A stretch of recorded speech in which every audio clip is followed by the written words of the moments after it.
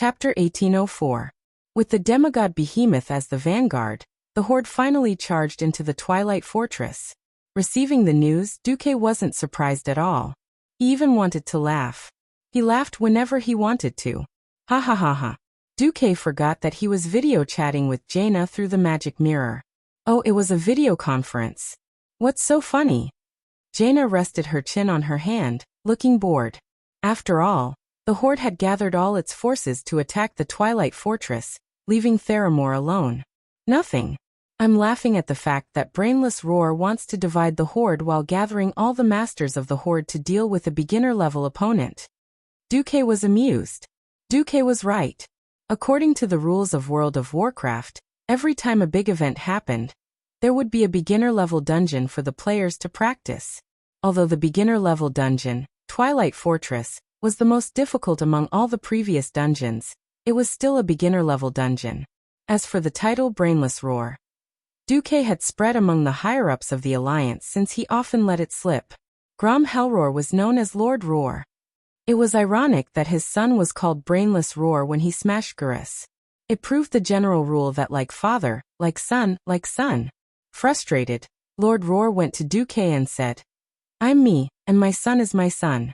If one day you want me to fight with my son, and he's worthy of my efforts, I won't hesitate."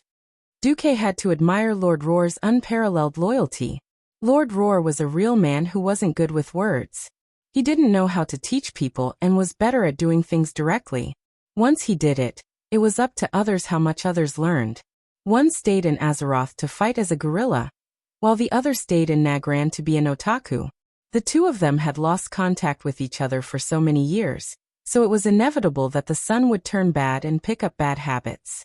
In fact, even Grom himself saw that something was wrong. Both he and Duque had the same unspoken red line in their minds. The horde couldn't attack the Alliance. If Gurus declared war, they would have to take action. To be honest, Duque was very free these days. He was waiting for the last traitor to appear. On this day, the sun went down. The constant cycle of the sun and the moon made the moonlight woodland once again fall into that kind of quiet and peaceful atmosphere. The water vapor rising from the surface of the moon god lake mixed with the natural aura that permeated the air, causing the entire forest to seem to be enveloped in a layer of green gauze. The battle at Mount Hyjal hundreds of kilometers to the south did not affect this place at all. Apart from the addition of a few more guards, the atmosphere was still quiet. An extremely secretive aura enveloped a graceful female figure. She walked alone on a small path in the forest. The guards who passed by ignored her. After a few turns, she arrived in front of a treehouse. "Open the door." A crisp female voice rang out. The eyes of the elven guards were misty, and they revealed respectful expressions. "You're here? Lord Malfurion. Why didn't we get the report?" "I'm the report." The female elf's voice was proud. "Open the door. I want to see Fandral." In the ears of the guards, there was no problem at all. Two elven druids operated the spell formation and opened the door. The circular door, which was originally tightly sealed by countless vines, quickly opened because the vines retreated like snakes. The female elf walked with graceful steps down the stairs slowly and entered the basement where Fandral Staghelm was imprisoned.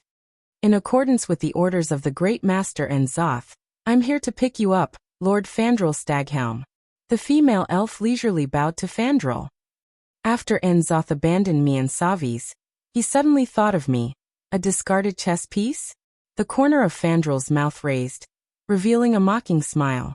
Sensing that Fandral's mood was not right, the female elf hurriedly said, "Master did not abandon you. In fact, Enzoth is going to lose." Fandral's confident words made the female elf feel uneasy for the first time. "You? Ah!" The female elf suddenly let out a scream. She jumped forward a big step, completed a 180-degree turn in the air, and pulled out a series of movements such as two swords. Then, she saw the three people who had silently appeared behind her. Her heart instantly sank to the deepest part of the ice abyss. Duke Marcus, Isera, and Malfurion. Apart from Tyrant, almost all the big shots that she did not want to meet had appeared. Duque laughed. "Fandral Staghelm is one of the few strong people in Caldorii. Do you think that we would simply put him under house arrest and not take any precautions? At this moment, the humanoid Isra suddenly took a step forward. Her face was clearly sullen. Alice Razor, why is this happening? The female elf was suddenly shocked. The shock and fear on her face froze for more than 3 seconds before her expression became extremely ugly. As expected. Have you found out? If it was an ordinary infiltrator or traitor, Duque would definitely not alarm Isra and let the great Emerald Dragon Queen come here. This Alice Razor had an identity that outsiders could not imagine. She was an ancient dragon of the Green Dragon Army. If possible, it was best to clean up traitors themselves. Outsiders forcibly cleaning up traitors on their behalf was a serious form of disrespect. The next second, the female elf opened her red lips, and a powerful sound wave mixed with natural elements and wind magic suddenly spread in the not-so-small basement. Wah! It sounded a little like a girl's cry. In reality, it was even more ear-piercing and difficult to accept. However, an attack of this level could not be effective. Alice Razor herself knew that.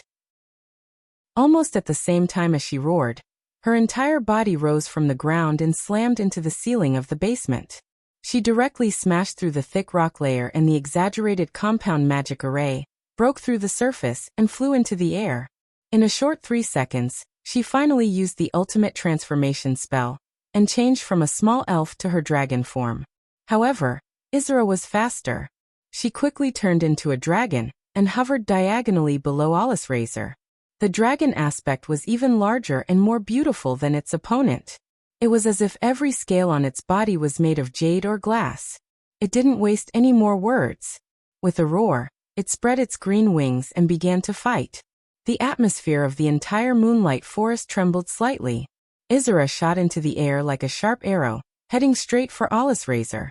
The wind pressure produced by the flapping of the giant green wings almost blew away all the leaves on the surrounding branches. Even though Isra also cherished every blade of grass and tree in the Moonlight Forest, in order to drive the traitor out of the Moonlight Forest, she had no choice but to set off a terrifying storm in a small area. Chapter 1805. Apart from the ancient trees of war and the ancient trees of wisdom, which were beyond the scope of ordinary trees, all the ordinary trees were blown away by the storm. All the trees that were shorter than 2 people hugging each other were uprooted. The buildings with the typical elven style all disintegrated into countless pieces, like a lovelorn woman tearing apart all the love letters that a man had given her, and they scattered in the wind. He didn't know why, but beautiful things still gave people a sense of beauty when they were in battle. The 2 dragons collided in midair, and at that moment, the entire sky bloomed with a green glow. It wasn't just a physical battle at the top of the food chain, but also a spiritual battle that mortals couldn't imagine. It was a pity that the battle ended as quickly as it started. The battle in midair was decided in just 5 minutes, be it in terms of size or spiritual attack strength. Alice Razor was at a disadvantage in all aspects. As Cenarius' adoptive mother, Isra was extremely familiar with the terrain and elemental distribution of the Moonlight Woodland. It could be said that Isra had the advantage of the right time, place, and people. A series of 4 claws and dragon tail attacks made the traitor flustered, and a strong spiritual shock wave similar to Mind Blast caused the traitor's thinking speed to decrease rapidly. Alice Razor finally couldn't hold on any longer, and her movements clearly slowed down for a moment. The massive Emerald Guardian Wirem seized the opportunity, dodged, and performed an aerial combat maneuver similar to Ingerman's spin. After twisting its body in midair, it swooped down and grabbed the traitor's shoulder and neck near the dragon's head. "Sleep forever, my friend." "My friend." Isra's soft voice was the final judgment. There were no wounds or pain. It was more like an exile of the soul. Duque could clearly see Alice Razor's soul floating away from her body. Her soul and dragon body had been separated forever. The next second, a beautiful emerald energy ball appeared in the sky and contained the soul that had become beautiful again. The soul that had been purified might very well become a part of the Emerald Dream forever. The dragon body that had lost its soul slowly descended under the support of a mysterious power. She was even coiled up nicely, as if she had just fallen into a deep sleep. A beautiful death. An ending without any regrets. Duque let out a long sigh and looked down the hole. There, Malfurion tried to persuade Fandral one last time. Are you still unwilling to wake up? Fandral shook his head calmly. I'm very disappointed in this world. If it weren't for my granddaughter, I must admit that I would have thrown myself into the cause of world destruction. Take good care of her for me. This is my last wish. Of course, if you are still afraid that I will betray you, you can kill me. I have no complaints. Malfurion pursed his lips and bit them so hard that they almost bled. His hand gripped the staff tightly, and the protruding veins showed the struggle in his heart. If he killed Fandral, it would put an end to everything. But would he be able to forgive himself in the long years to come? After several hesitations, Malfurion finally made the decision. I have to take responsibility for my own mistakes. My brother, Illidan Stormrage, was sentenced to 10,000 years in prison for killing his brethren. After he came out, he committed an even greater crime, so he will be imprisoned again. Malfurion pointed at his disciple. You two. I can't do anything for you anymore. I only hope that one day, you will find your own salvation. With that, Malfurion chanted a spell, and sealed the broken underground prison. He ordered the elven warden who had heard the news. Transfer him to May of Shadowsong. In the sky, Isra returned to his human form, and slowly descended to Duque's side. Even though he had successfully taken care of the traitor, there was only a faint sadness on Isra's face. Thank you, Duque. Please forgive me. I really can't be happy. That's natural. No one would feel good after this. Duque comforted Isra. Do you know? I believe that fate is with you. Duque lowered his head. Fate is only with justice and truth. You're too humble. Isra did something that surprised Duque. She stepped forward and hugged Duque firmly. She even moved closer to Duque's ear and said in her soft voice, in the dream that fate revealed to me, I saw a tragic future. That is the end of the dragon aspects, and the end of us brothers and sisters. The only one left in the future is Alex Strassa. If this is my fate, then can you reverse mine? Duque shuddered. He did not know how to answer. The Titans had given the 5 dragon aspects magical powers that surpassed most creatures in the mortal world. It was difficult for Duque to comment on this kind of prophetic dream, but he could faintly sense a trace of unwillingness and regret in Isra's tone. As if comforting Isra, Duque gently wrapped his hands around Isra's shoulders and let his body heat pass over. The reason why mortals praise heroes and their greatness is because heroes reverse the inevitable fate of destruction and death. If everything in the world is already predetermined by fate, then what's the point of hard work for mortals and demigods? Someone once said to me, if you never forget it, there will be an echo. So having confidence may not necessarily win, but without confidence, you will definitely lose. If we don't work hard, then we can't talk about victory or even reversing fate. As soon as Duque finished speaking, he felt a bit of moisture in his chest. What if Isra was crying? Isra said softly, what if, with just one's own hard work, no matter how hard you try, you still can't escape the cycle of destruction? You don't have to lie to me. Nosdorm obviously knows something he's already. Duque's heart skipped a beat. He could faintly feel the shift in fate, but he was not too sure, and did not know if he should spoil Isra. He took a deep breath and finally said, if at the very end, you are sure that you can't escape the shackles of fate with just your own hard work, then you might as well give your fate to someone you can trust. Let him do things that you might not be able to do. For example, like Onyxia, giving your fate completely to you? Isra raised his head and opened his eyes slightly, revealing a pair of psychedelic eyes.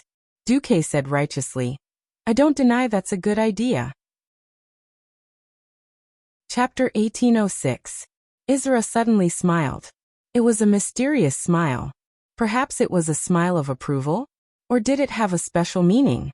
Isra did not comment on Duque's matter-of-fact answer. She smiled and asked, do all human males desire to possess everything? Duque was now a thinker and theorist.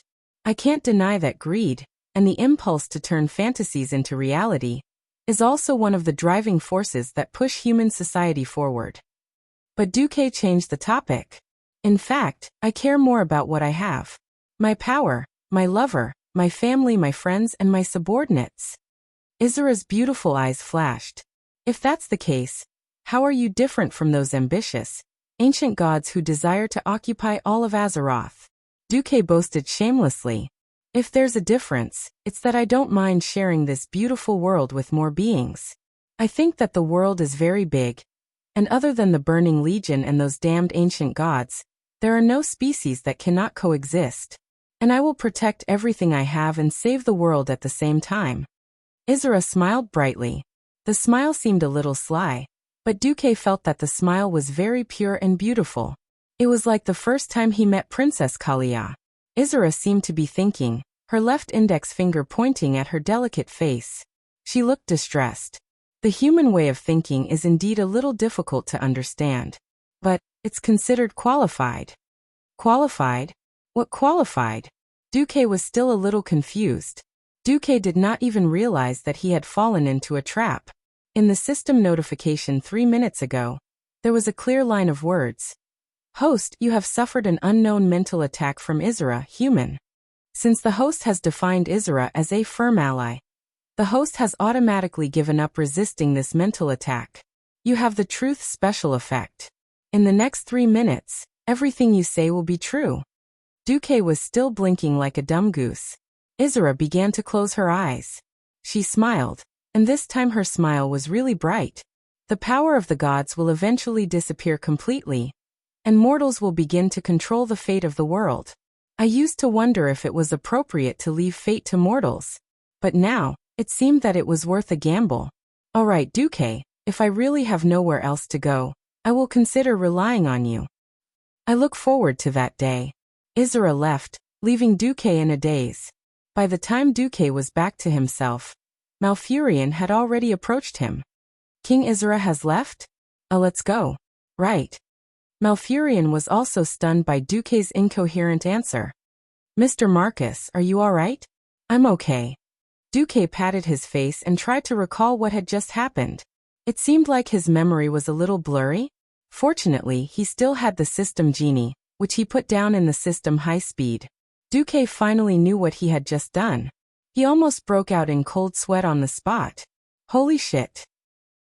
Izura set me up without saying a word. In Duque's heart, tens of thousands of alpacas were galloping wildly. No. Duque immediately chanted in his heart, System Genie. Strengthen the mental defense immediately. Forbid any form of mental peeping and hypnosis.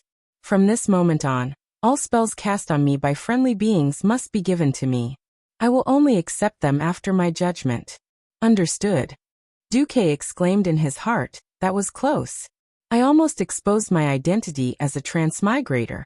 After the shock in his heart subsided, Duque finally turned around. Malfurion, I'm fine. What's the matter? Malfurion said solemnly. The fire elementals that escaped from the land of fire have been blocked at the front line of Mount Hyjal, but there have been many forest fires in the direction of Grey Valley and Fellwood Forest. Thank the Alliance for putting out the fires through artificial rain. I just want to ask, when can we fight Ragnaros?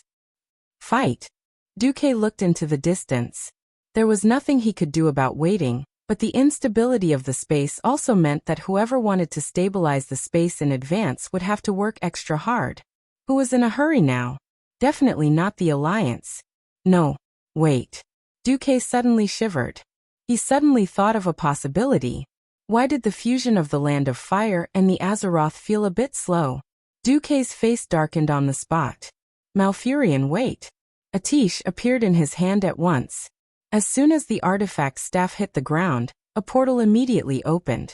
In the middle of the blue portal frame was a world of crimson flames. With a thought from Duque, a flame phantom appeared out of thin air in front of the two of them. It swayed its long red and black tail, and quickly rushed into the Land of Fire. Duque, who had attached his telepathic thoughts to it, greedily used this phantom clone to absorb all the data around him. Lines of data poured down from Duque's retina. Space stability, 62. 375%. Elemental ratio, 72% fire, 20% earth, 8% wind. Fire elemental ratio, 78% in this world, 22% in Azeroth. Seeing this, Duque didn't want to watch anymore. At this time, he finally understood why the fusion of Ragnaros's Land of Fire was so slow. It was slow enough for the Alliance to recruit a lot of novice mages to train. The Alliance was already so obvious, so why would Ragnaros let it go? If he was as hot-tempered as he was in the past, he would probably have hurriedly stabilized the space and rushed out. In the end, Ragnaros's actions had a lot to do with Du Zhe changing history. According to history, Ragnaros was defeated by the heroes of the mortal world in the Molten Core, but it wouldn't really hurt him. Because it was a clone, even if it was defeated, the divinity would return to the original body. Duke's approach was completely different. He didn't just demolish the house, he also confiscated it. Back then, he even stole the divinity of Ragnaros's clone. No matter how hot-tempered Ragnaros was, he would definitely be extremely vigilant against a guy who really stole his divinity and even kidnapped his subordinates. In addition, the cataclysm this time was ultimately led by Inzos, the ancient god. Although Ragnaros was obsessed with the grand goal of destroying the world, he was still very careful when facing his old rival Duke. The biggest flaw was the ratio of the fire elemental. The fire elemental was not like the wind that could be seen everywhere. The wind would drift everywhere, but the fire would not. How many fire elemental elements were there in the entire world? Where was the largest fire elemental element? The answer was obvious. The ratio of fire elemental elements was not high, and most of them were under the Earth's crust. So during this period, Ragnaros had actually been secretly extracting Azeroth lava. Chapter 1807. In other words, Ragnaros had purposely stabilized the space in the Land of Fire to a certain extent, and then left it alone. The world itself had the ability to repair itself. If it could not resist the integration of the Land of Fire, which had a close relationship with the main world, then it would change from resisting to accepting. Even if Ragnaros did not rush the integration of the space, Azeroth itself would incorporate the Land of Fire into the map of the world. This was why the Alliance could leisurely train their troops, and the number of fire elemental creatures that emerged from the Land of Fire increased steadily. After thinking this through, Duke was a little exasperated. F***ck. You hit a snake all year round and get bitten once in a while. He had always used his transmigrator memories to trick people, and finally he had almost been tricked instead. Duke felt a little embarrassed and angry. It was no wonder. His impression of Ragnaros had always been a very violent and fierce man. Who would have thought that a fellow like Fierce Zhang Fei would be so scheming? As expected, with N'Zoth around, did the Fire Demon King who had never been afraid also learn bad things? The only good thing was that it was not too late. Duque put one hand on Malfurion's shoulder and sighed. The space in the Land of Fire is not too stable yet. But considering that the Night Elves may suffer further losses, I agree to hold a throne meeting to discuss the matter of attacking the Land of Fire in advance. Thank you so much. Malfurion was so touched that he was crying. He did not know that there would be so many twists and turns when Duque sent a phantom over. He simply thought that it was to test the stability of the space. Who knew that if they did not attack first, Duque would have to face the Fire Demon King who had recovered and gained control of part of the fire element of Azeroth, and had become even more powerful. For Duque, whether it was the Fire Demon King Ragnaros or the Tidehunter Neptulin, their divinity was something that Duque had in mind. If one wanted to break into the true divinity realm, arcana, fire, and ice elements were the absolute foundation. Anyone who dared to compete with Duque would be attacked by Duque. Just as Duque held an emergency throne meeting to discuss how to kill Ragnaros, the Horde's attack on the Twilight Fortress reached its most brutal stage. If they were attacking other targets, the tribe might compromise. They might even choose to give up after suffering heavy losses, just like when they attacked the Scourge army last time. However, traitors were not to be tolerated. Around the Twilight Fortress, it was literally a river of blood, a mountain of corpses, and a sea of blood. In order to take down Gujar, the traitor, even Garush, the great Orsist, allowed the Forsaken of Drinos to resurrect the corpses to produce more Forsaken to join the war. The Twilight Fortress was indeed invaded. After the invasion, the tribe found that the Twilight Fortress was a fake natural maze. There was even a part of it that was connected to the Deep Rock continent. The dragon slayer Gruul was hit as soon as he entered. The cunning twin-headed ogre Gujar dug a hole for Gruul. Gruul fell directly into a subspace between the Deep Rock continent and Azeroth. The sharpest arrow of the Horde was taken care of. The battle once again fell into a tug-of-war. Gujar summoned a large number of earth elemental creatures and built the interior of the Twilight Fortress with many twists and turns. Every day, the terrain would change to different degrees. This damned fortress had become a flesh mill, greedily devouring the lives of the Horde. The only fortunate thing was that there was no longer a Lich King. The Horde mistakenly believed the news of the Alliance. All the resurrected soldiers were the Forsaken, not the damned Scourge army. This reduced the losses of the Horde. Even so, the Horde still lost more than 400,000 people in the continuous attacks. 300,000 of them were orcs, while 100,000 were Taurens, trolls, Forsaken, and a small number of goblins. For the orcs, who had a total population of more than 2 million, this loss was indeed a huge blow.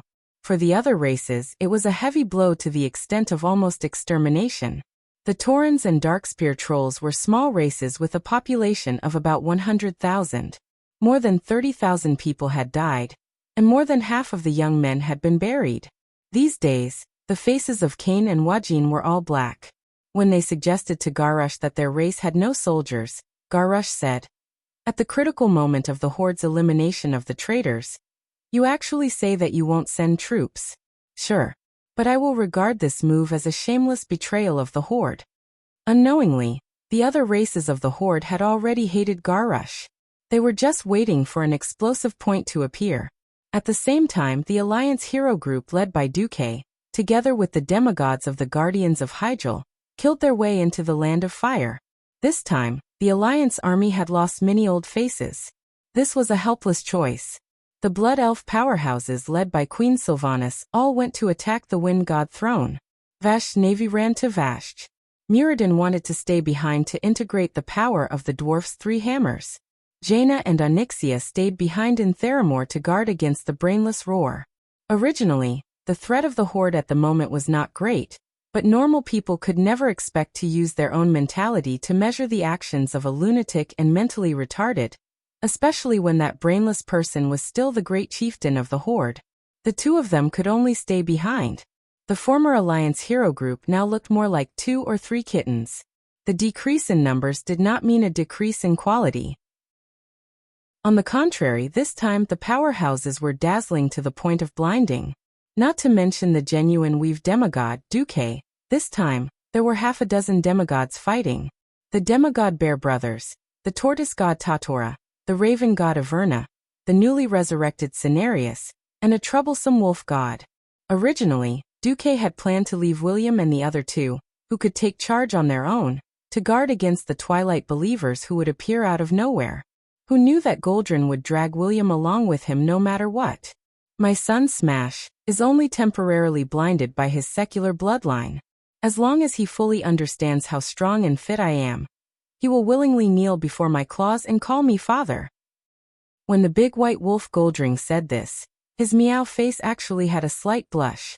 What made him so confident that William would bow down to him like a fan? Linley didn't know. In any case, Duque did not understand the world of wolves. Originally, William firmly refused, thinking that there was no need for him. Duque and the others would be able to criticize Ragnaros 1,000,000 times over. However, the Night Elves tacitly accepted Cenarius, the Great King, moved William with emotion and reason, saying that this was for the world and for nature. Then Brawl Bearhide, who was beside William, saw Cenarius and immediately became a little fanboy, kneeling down and licking his boots. Chapter 1808. William could be very unreasonable, and only a few people around him could persuade him. Brawl was obviously one of them. Helpless and bitter, William agreed to board the pirate ship just like that. Even Duque couldn't help but mourn for him for a minute. Just like that, a wolf god, a wolf cub in theory, began their adventure, teasing. Mount Hyjal was the base of the elves, and the Night Elves didn't want to send all their main forces to attack Ragnaros. Thus, they took advantage of the time difference and allowed the fire elements to invade and destroy their home. Malfurion, Isra, and the Green Dragon Legion stayed behind to guard the place. After passing through the huge teleportation portal that Duque had created with Atish, the group of powerhouses finally stepped into the Land of Flames. To be precise, the Land of Flames wasn't exactly the same as the Fire Elemental Plane. The Land of Flames specifically referred to the core area of the Fire Elemental Plane. This wasn't a small space, but a vast territory like the Molten Core back then. As soon as they stepped out of the teleportation portal, even the veteran members who had experienced the battle at the Molten Core still smelled a pungent smell of sulfur. Duke activated a huge ice barrier to purify and cool down the air around him at the first moment. Unfortunately, it was still hot and smelly. Beneath his feet, every time he stepped on the leg armor, it was either volcanic ash or molten lava that had just cooled down. He was worried that he would fall into the lava and die immediately. Since their abilities were different, Duque naturally didn't need to constantly let the frost elements revolve around them to form small tornadoes to drive away the heat like he did back then. Looking out from the shield, it seemed as if there was a thin layer of white film that didn't affect one's vision too much.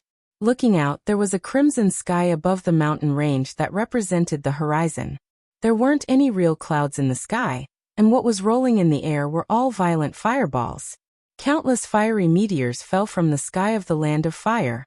Meteors broke through the fiery clouds and fell to the ground. It was a scene of doomsday. If one's elemental sensing ability was strong enough, he or she would be able to clearly discover that behind the cloud-like fireball, an active volcano in the south was spitting out pieces of fire elemental mixture from time to time.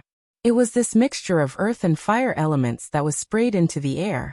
Then, under the almost spontaneous guidance of the Land of Fire, it flew to various empty spaces with rich fire elements. Looking at the burning meteors dragging long trails across the sky from all directions, blooming with dazzling light, the resurrected Cenarius had a grave expression. As expected, Duke Marcus's judgment was correct. Ragnaros pretended that he hadn't finished the integration, but in fact he had already begun to extract the fire elements of Azeroth. He was producing new fire elementals. These new elemental lifeforms would combine the advantages of the Fire Elemental Plane and the Azeroth Plane. They would possess even greater vitality and combat strength. We must hurry. I can roughly sense where the enemies are. They are all demigods. Why don't we split up and attack from different directions? In the past, the god of the wilderness had been led by Malorn. Malorn wasn't around, so naturally his son Cenarius was the leader. Unfortunately, ever since Cenarius had personally used his life to prove the universal law of like father like son, dog like son, and been chopped to death by Grandpa Roar's axe, Duque really didn't have the guts to let him face the enemy alone. Although demigods could resurrect infinitely, there was a cooldown. If their souls were destroyed or corrupted by evil cultists, they would be resurrected as evil gods. Duque sighed. There's no rush. I have a spy here. Let's wait for him to report the situation. Spy? How long do we have to wait? Cenarius was puzzled. He had just resurrected, and he had died before the Night Elves had joined the Alliance. He was actually quite unfamiliar with Duque. Duque was someone who had even planted a spy within the Burning Legion. In the distance, it seemed that something had lit up the fire clouds in the sky, causing the bottom of the clouds to turn from scarlet to a golden red. What is that? Chandrese pointed into the distance with her sharp eyes. It's a fire eagle. Those who fought Thun back then, each of you will have one, William said casually before summoning the fire hawk in front of Goldring. The wolf god's mouth was wide open, and he couldn't close it for a long time. In front of mortals he could be proud of himself. Unfortunately, he was also one of the ones who was behind in terms of information. In fact, after being resurrected in his complete form, the amount of information he had to face was already huge enough. The first thing the elves told him was definitely the terrible situation they were facing at Mount Hyjal. They didn't brag to him, telling him how powerful the Alliance was, and how they had already stabbed 2 ancient gods to death. William finally felt relieved, and directly poured out a pile of epic weapons from his space bag. As a king, the best way to show his military achievements was, of course, to defeat a certain powerful monster or evil god. Although William joined the Alliance of Heroes a little late, he had been with them since the Molten Core period. This is the first time I killed Ragnaros's doppelganger.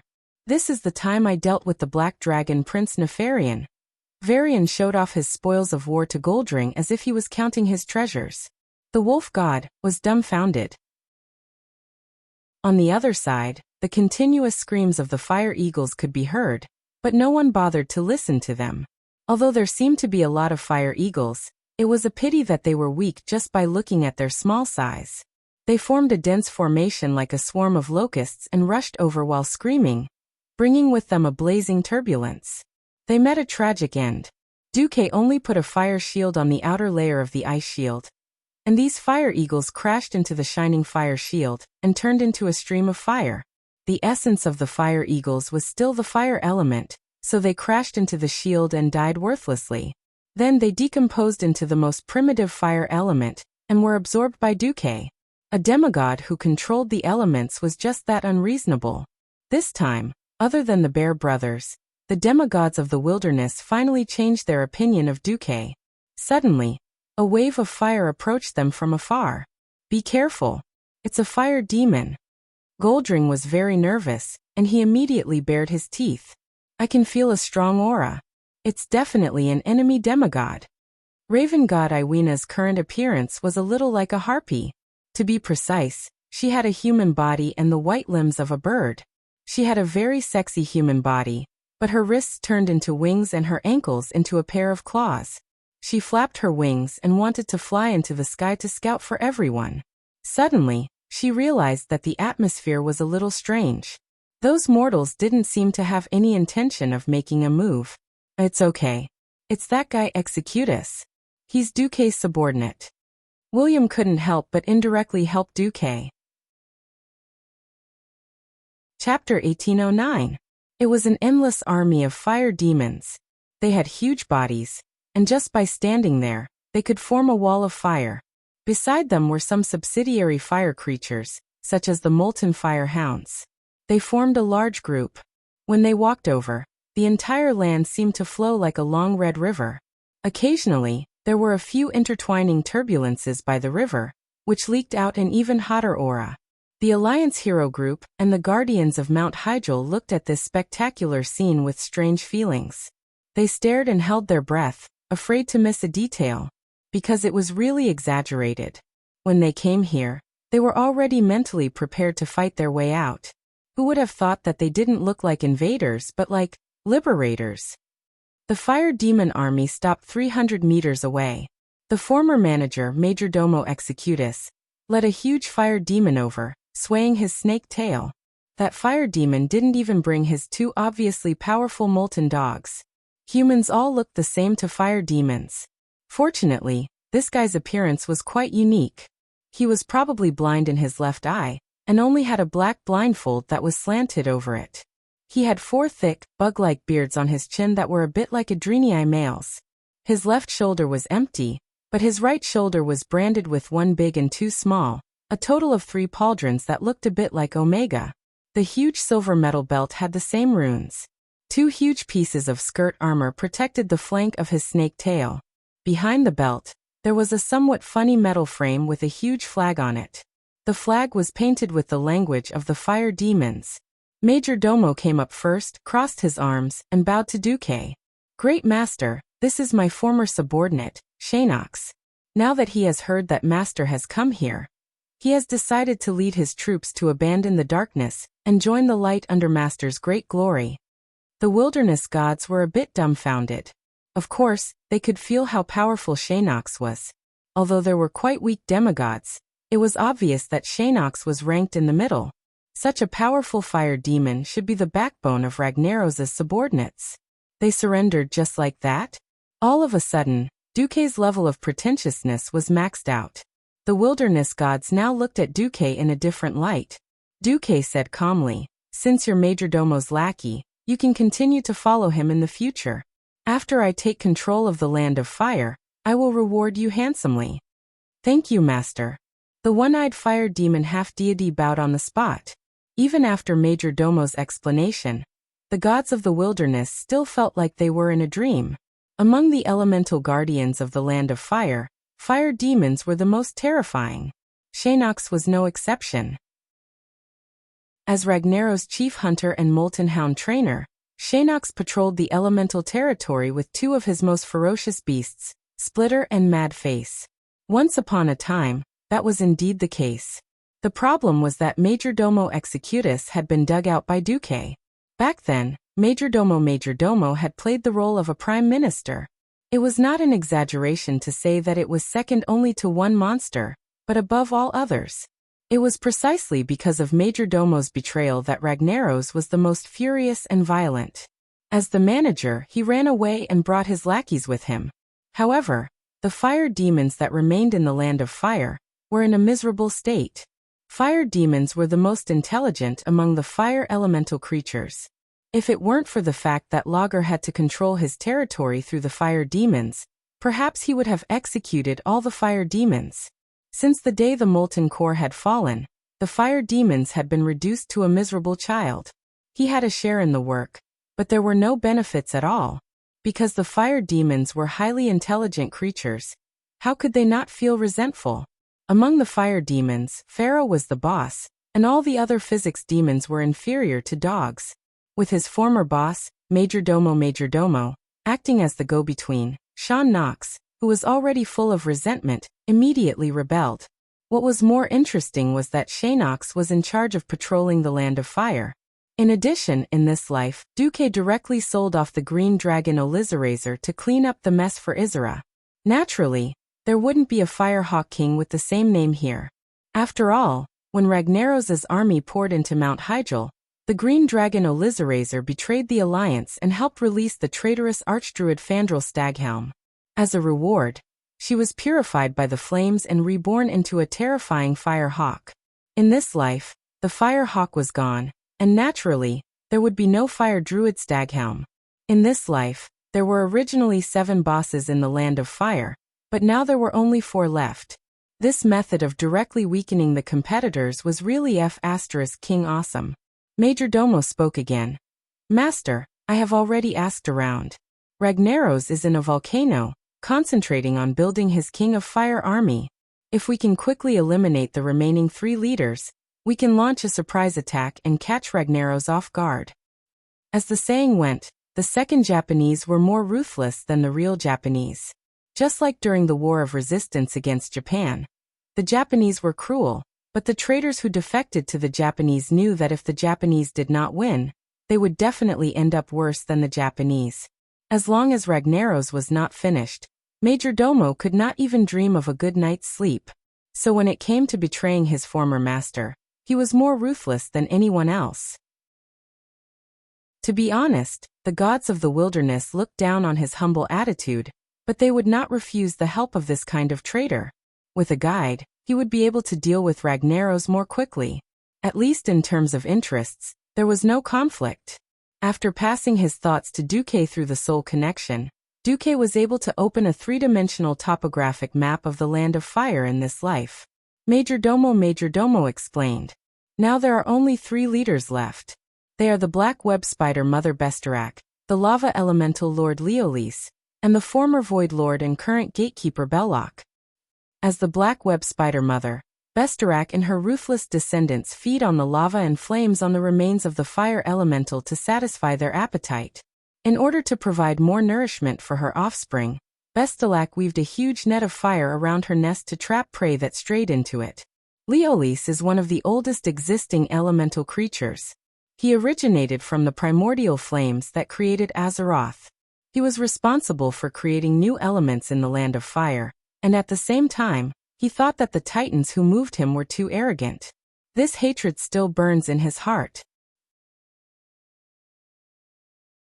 Chapter 1810. In the elemental war of Azeroth in ancient times, Belloc rose to fame as a ruthless warrior. Now that he is trapped in the Land of Fire, he has become increasingly irrational. Few elementals dare to disturb him, for fear that they will be sacrificed to his desire for battle. After Majordomo briefly introduced the experiences, strengths, and abilities of the 3 leaders, the allied forces fell into a brief silence. Duque did not speak, but he was actually letting them pick their own opponents. This was called the allied forces, but in fact, Duque was quite annoyed. because the god of the wilderness and the others had never cooperated with the alliance at all. And neither side was willing to submit to the other. Perhaps they were indeed very strong, but relatively speaking, they also had bad tempers. Because they were all existences that had stepped into the realm of gods. Even if they did not feel that they were superior to others, and that all mortals had to worship them, their tone had a sense of transcendence. They would always say things like, "Without us fighting back then, Azeroth would have already been destroyed," and whatnot. It was fine to say it once or twice, but it was annoying to say it all the time. What was even more intolerable to Duque was the doctrine of the Logia.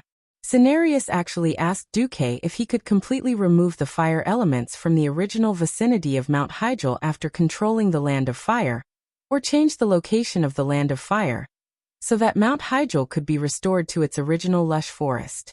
When Duque said that he did not have the ability to separate such a large plain, Cenarius suggested that he could shut down the mines and factories of the Alliance, which would pollute the environment. As they talked, he said that logging was not a good idea. He heard that a lot of trees had been cut in the Elven Forest. According to the Druid doctrine that he passed on to the Night Elves, at the very least, they should plant as many trees as they cut down. At that time, Duque rolled his eyes and said, "Why don't we designate the 365 day of every year as Arbor Day?" Cenarius said on the spot that this could be done. He asked Duque for Duque to implement it. Duque was so bold that he wanted someone to kill a god for the second time. Sigh. There was indeed a huge ideological gap between environmentalism and the pioneers of the Industrial Revolution. It was because Duque didn't want to use Return of the Legion to continue letting the bitter mortals fight against the demons of the Burning Legion with their swords that he decided to use all sorts of black technology talents. "You, Cenarius, want me to destroy all industrial civilization and go back to pre-liberation? No, even more primitive than the Middle Ages? Do you think you can deal with the entire Burning Legion with just your god of the wilderness? Don't even think about it." If not for the hateful members of the World Annihilation Party in front of him, Duque might have really gotten into a fight with the demigods of the wilderness. Isera's idea was good, but it had side effects. As if he wanted to show off the strength of a wilderness demigod, Cenarius said, "We have the upper hand in terms of combat power. The 6 wilderness demigods will split up and quickly deal with the other party's leader. Then, we'll ambush Ragnaros." Unexpectedly, the Bear brothers were the first to speak. Ushik said in a low voice, "We hate spiders." Ushik said, "But it feels good to take down these guys by force." Ushik said, "I suggest that Duque come with us to deal with the Dragonweb broodmother." Duque shrugged. "I don't care. I feel that the lava elemental giant Leolis is more suitable for Keto Tora and Cenarius. Leave it to me and Avienna. I can show off my strength in front of my son." The wolf god seemed to have eaten too much garlic, and was quite boastful. "Who's your son?" William retorted. "You. It's you." The wolf god started his verbal cannon mode. No. I'm not," Kingwa answered fluently. Anyway, the bystanders felt great watching the wolf and man bicker. Duque almost wanted to say, "You guys should hurry up and acknowledge each other." Duque didn't dare to say it out loud. Who knew if the 2 old friends, Lang Rin and Anduin Lothar, would jump out of their graves and shout, "Filthy Demon King, grant me power." Then they would believe in Brother Spring and resurrect on the spot, beating up Duque for this. Cenarius, who was beside him, thought for a while and agreed. A demigod lava giant that could spit fire was indeed a counter to Cenarius. He also couldn't use the defense of Totora's turtle shell. However, Cenarius felt that it was a little inappropriate to deal with a demon-born fire elemental guardian. His green face was a little red. "Actually, my skills are mainly support. Totora is a pure defender. Can you give our team a demigod with strong attack power?" After all, Ushik's team already has 3 demigods. "Oh, lack of attack power? Say so earlier. I have a mortal under me who reincarnated into a hero spirit. His attack power is definitely top-notch. He once killed a demigod." As Duque spoke, the smile on his face became more and more strange. Cenarius didn't know that it was a trap and immediately agreed. "Okay, then let him come to my team. But let me say this first, I don't want mortals who are too weak." "No problem. I guarantee that he's strong. Duque patted his chest. Then come. Grom, get closer to Lord Cenarius. When Lord Howl strode out of the void with his axe, Cenarius's expression was very interesting. The Alliance experts suppressed their laughter and didn't dare to laugh. They were afraid that if they did, they would laugh like pigs. Duque didn't say a word wrong. His attack power was so high that even the gods were amazed. He killed an abyssal lord with one axe and didn't even gasp for breath. He was indeed a mortal reincarnated expert. Lord Howl was dead, but he turned into a hero spirit after his death. It was even more true that he had killed a demigod. If the one he killed was not Cenarius himself, everything would be perfect.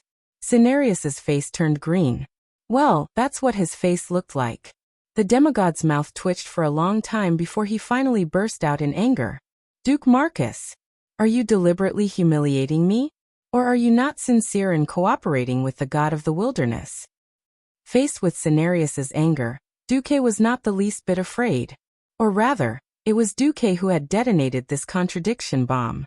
If history had been as it had been, Isra would have no problem resurrecting so many wilderness demigods at once. In the original situation, when Enzos had invested so many demigod enemies in one go, he would have done his best to increase the strength of the righteous faction. In this life, Duque had appeared out of nowhere, and had helped the Alliance and the righteous faction to accumulate a number of demigods.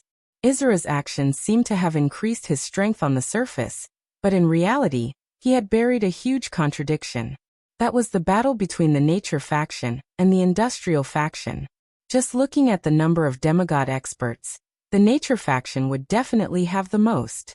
The problem was that Duque and the mortals had other ideas, which directly led to disharmony. The biggest contradiction was who had the final say among the demigods. Chapter 1811. Who was the boss?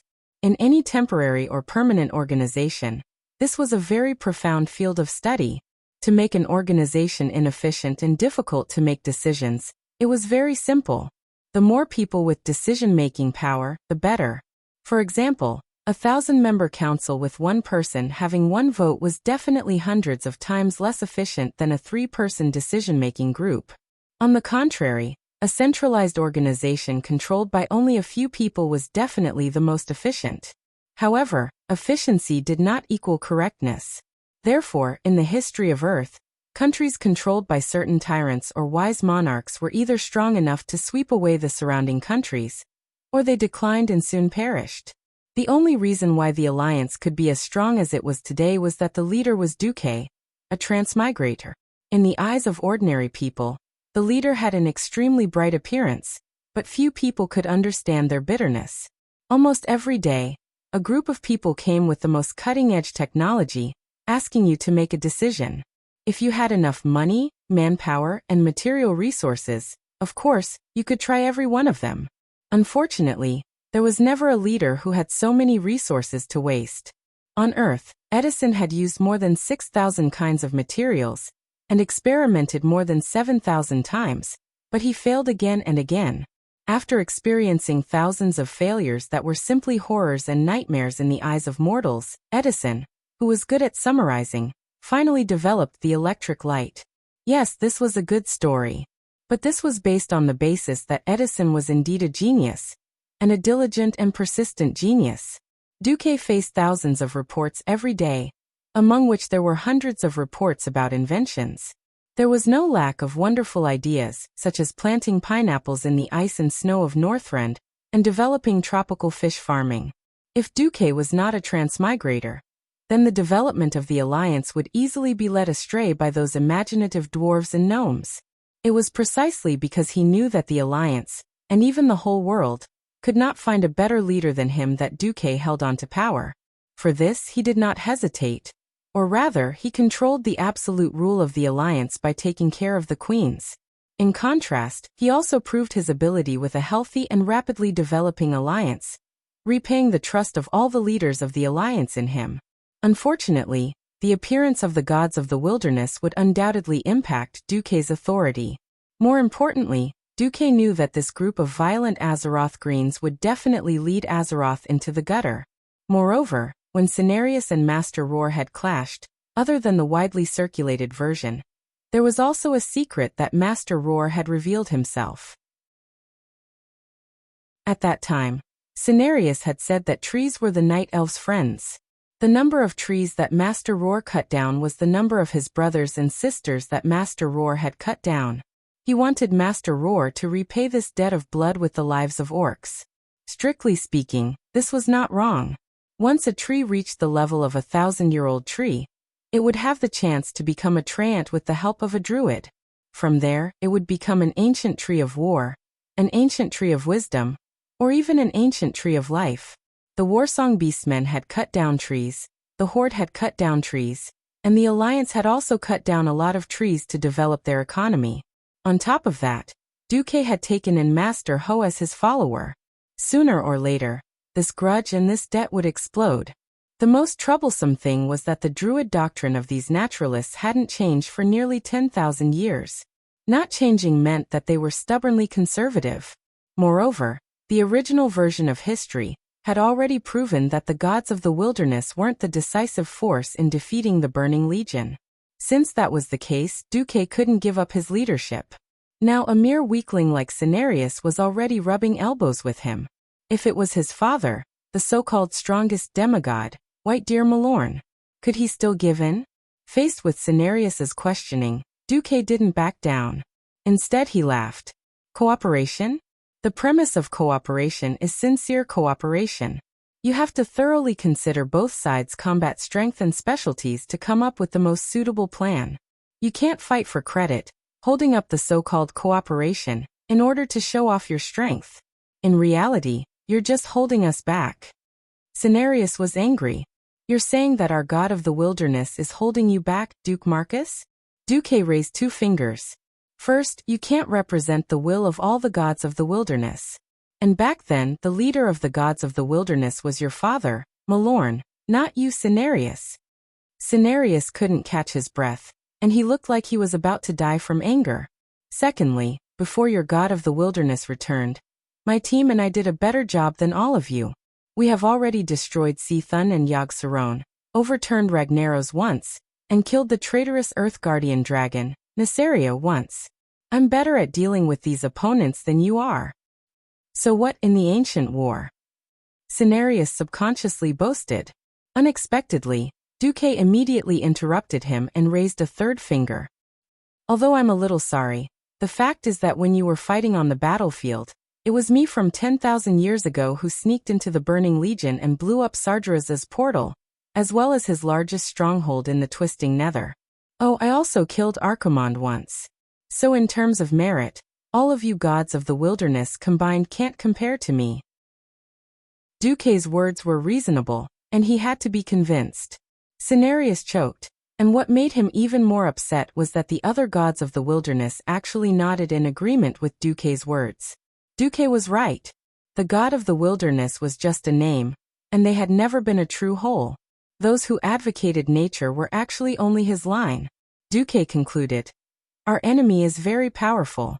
In addition to N'Zoth this time, I can foresee that Yashaji will also come out and cause a big incident.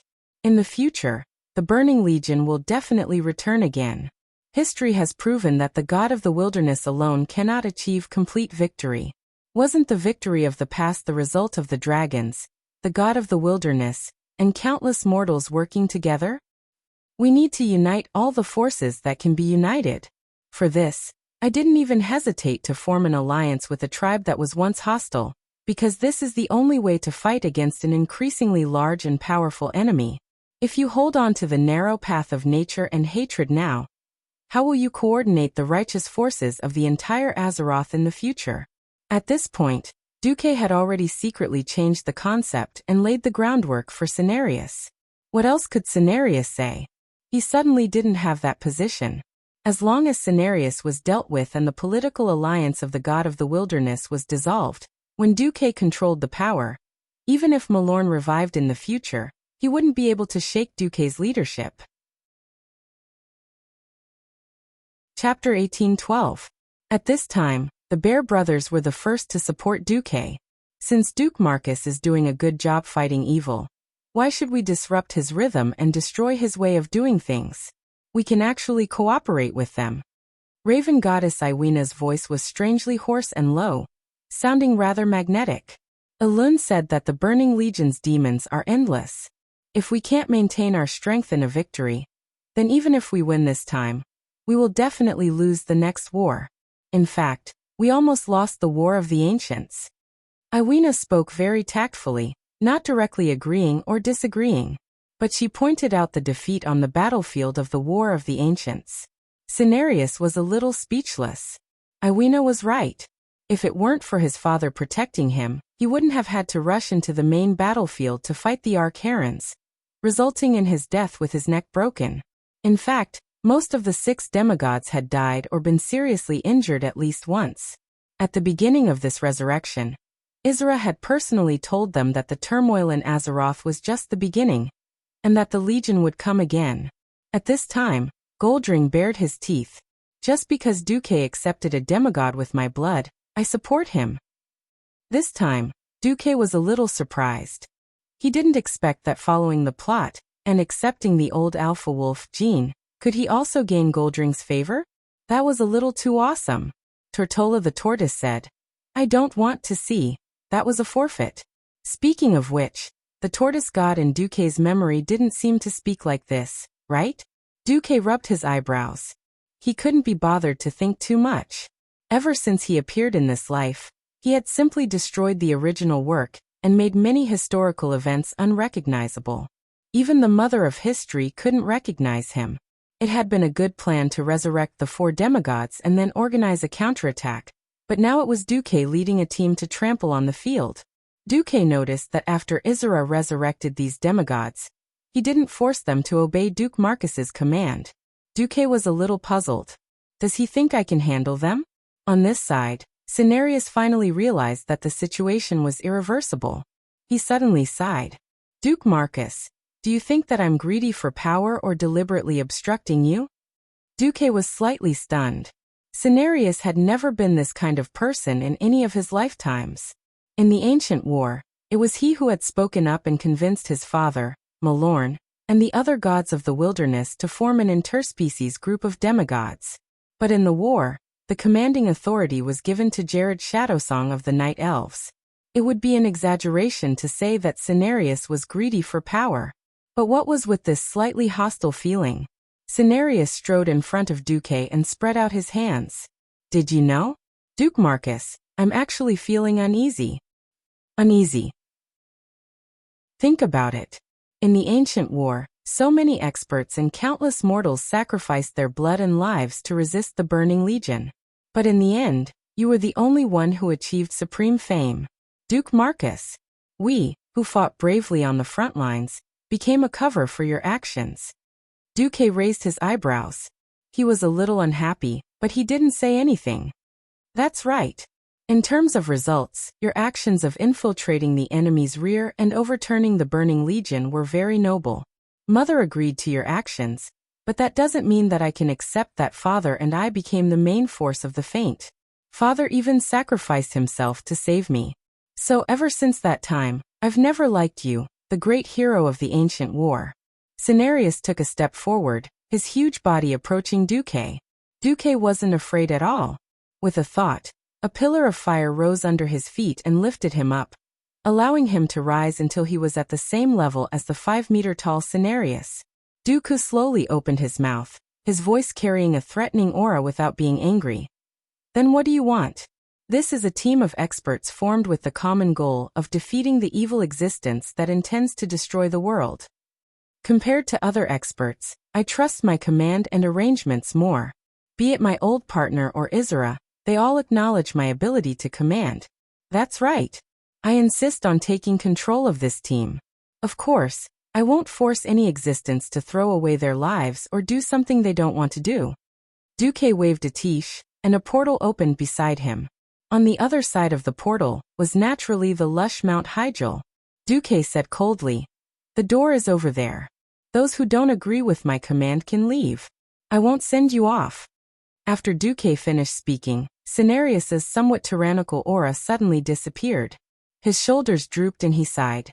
No, What I want to say is that I will respect everyone's opinion, and I have no intention of leaving this team.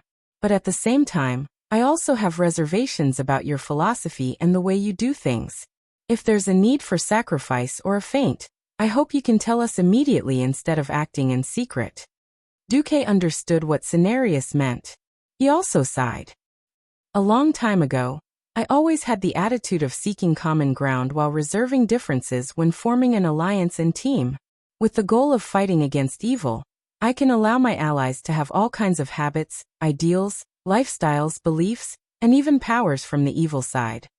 Duque pointed at Lord Howell, who had not said a word. Even he was an enemy that we had to fight to the death. Duque changed the topic. Whether you believe it or not, let me tell you this. Grom and I were requested by the Dimensional Dragon King Nozdormu to return to the ancient war. We accidentally went to the Burning Legion's camp. In order to protect ourselves, we pretended to join Sargeras and hid in the enemy's camp. At that time, we weren't even chess pieces. Duque glanced at Tyrande, who was beginning to blush. If not for that accident, we wouldn't even have had the chance to effect that great war. It was only when we met Tyrande that we contacted Elun, and then there was anything else. It was only at the very last moment that we managed to turn from chess pieces to the main force. So there was no need to sacrifice you as cannon fodder to attract the attention of the main force. Tyrande hurriedly said, pressing a hand to her chest. I swear in the name of the moon goddess Elun that this is true. If I hadn't been captured, the moon goddess wouldn't even know that a group of righteous people had infiltrated the army and even made their way to the top. With these words, the few wilderness demigods finally felt the knot in their hearts disappear. Chapter 1813. Cenarius had tried to test Duque's ideas, but at the end of the day, it was all because Duque had caused too much trouble back then. He had blown up Chief Saw's nest, and he was in the limelight. The mortals from back then were dead, but what about the rest? More than half of the wilderness demigods had died, some famous, some not. In the end, they had all been taken advantage of by Duque. Could they feel better? Especially Cenarius, who had lost his father. Back then, his father's neck had been broken by Archimonde to save Cenarius, and he had died a heroic death. Even if it had been 10,000 years, it was understandable for him to be angry. Thinking of this, Duque's thoughts were clear. Some things were better to be exposed in advance. If that knot in the heart continued to develop, it might become a soul-devouring monster. At the end of the day, Senna was afraid of being betrayed by Duque a second time. Phew! Duque let out a long breath. Let's all look forward. Since you've all been resurrected, and now you're allies fighting for the same goal, just pretend that you've forgotten what happened in your previous life. This pretend that you've forgotten was really clever, and the facial muscles of several alliance bigwigs twitched secretly. Duque was clearly telling Cenarius, it doesn't matter if others believe it or not, you have to believe it first. Duque pulled the burly Lord Howell over and said to Cenarius, since you're in this group, you're giving your back to the other party.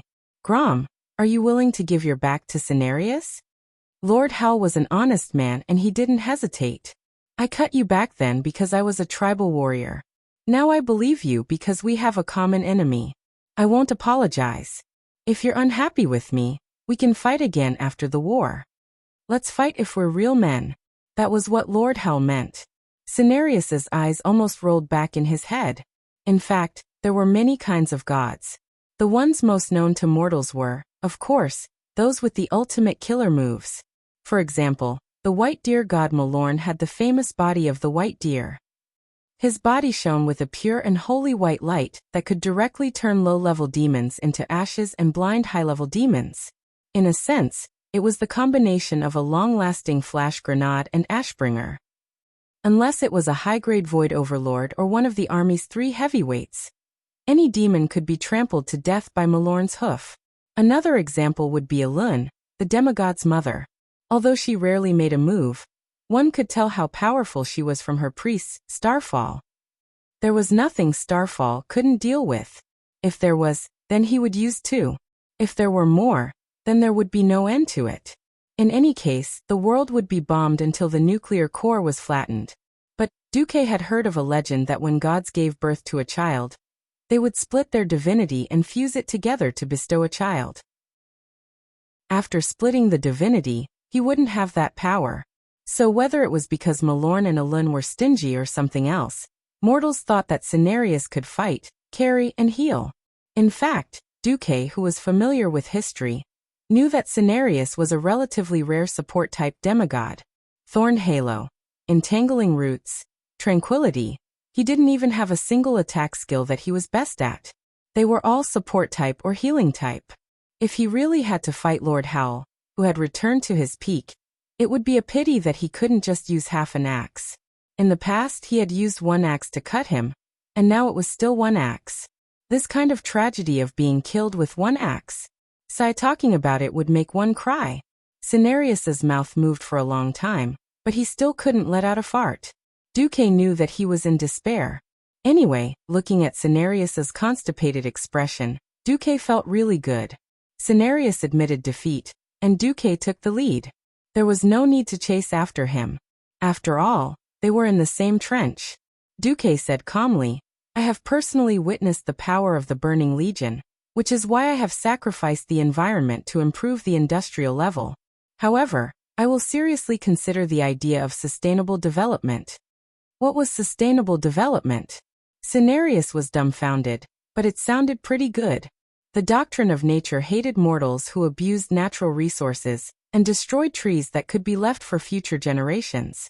Now, with Duque's sustainable development, he was immediately hooked. He looked around and found that they were in enemy territory. They had actually wasted a lot of time just now.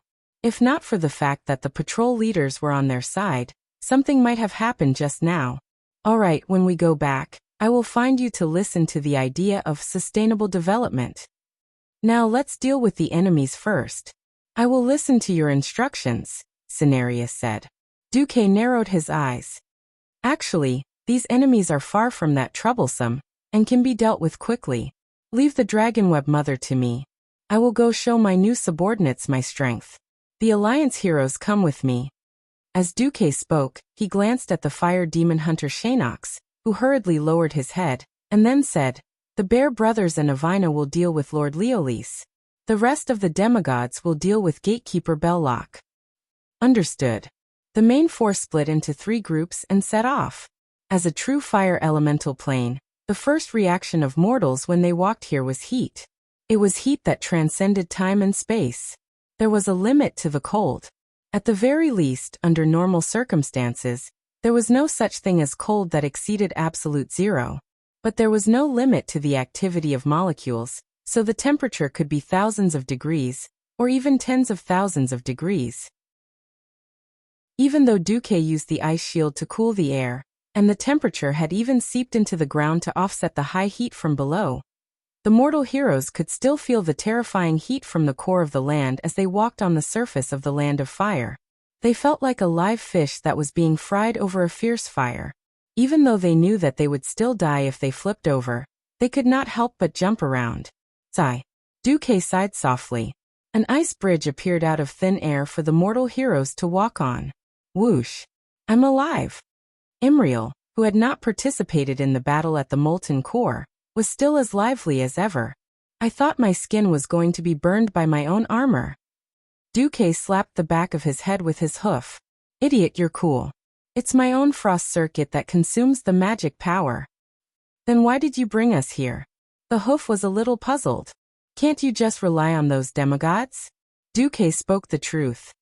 There will be a battle between me and Ragnaros, but I don't have much time to deal with those fire elemental creatures that jump out.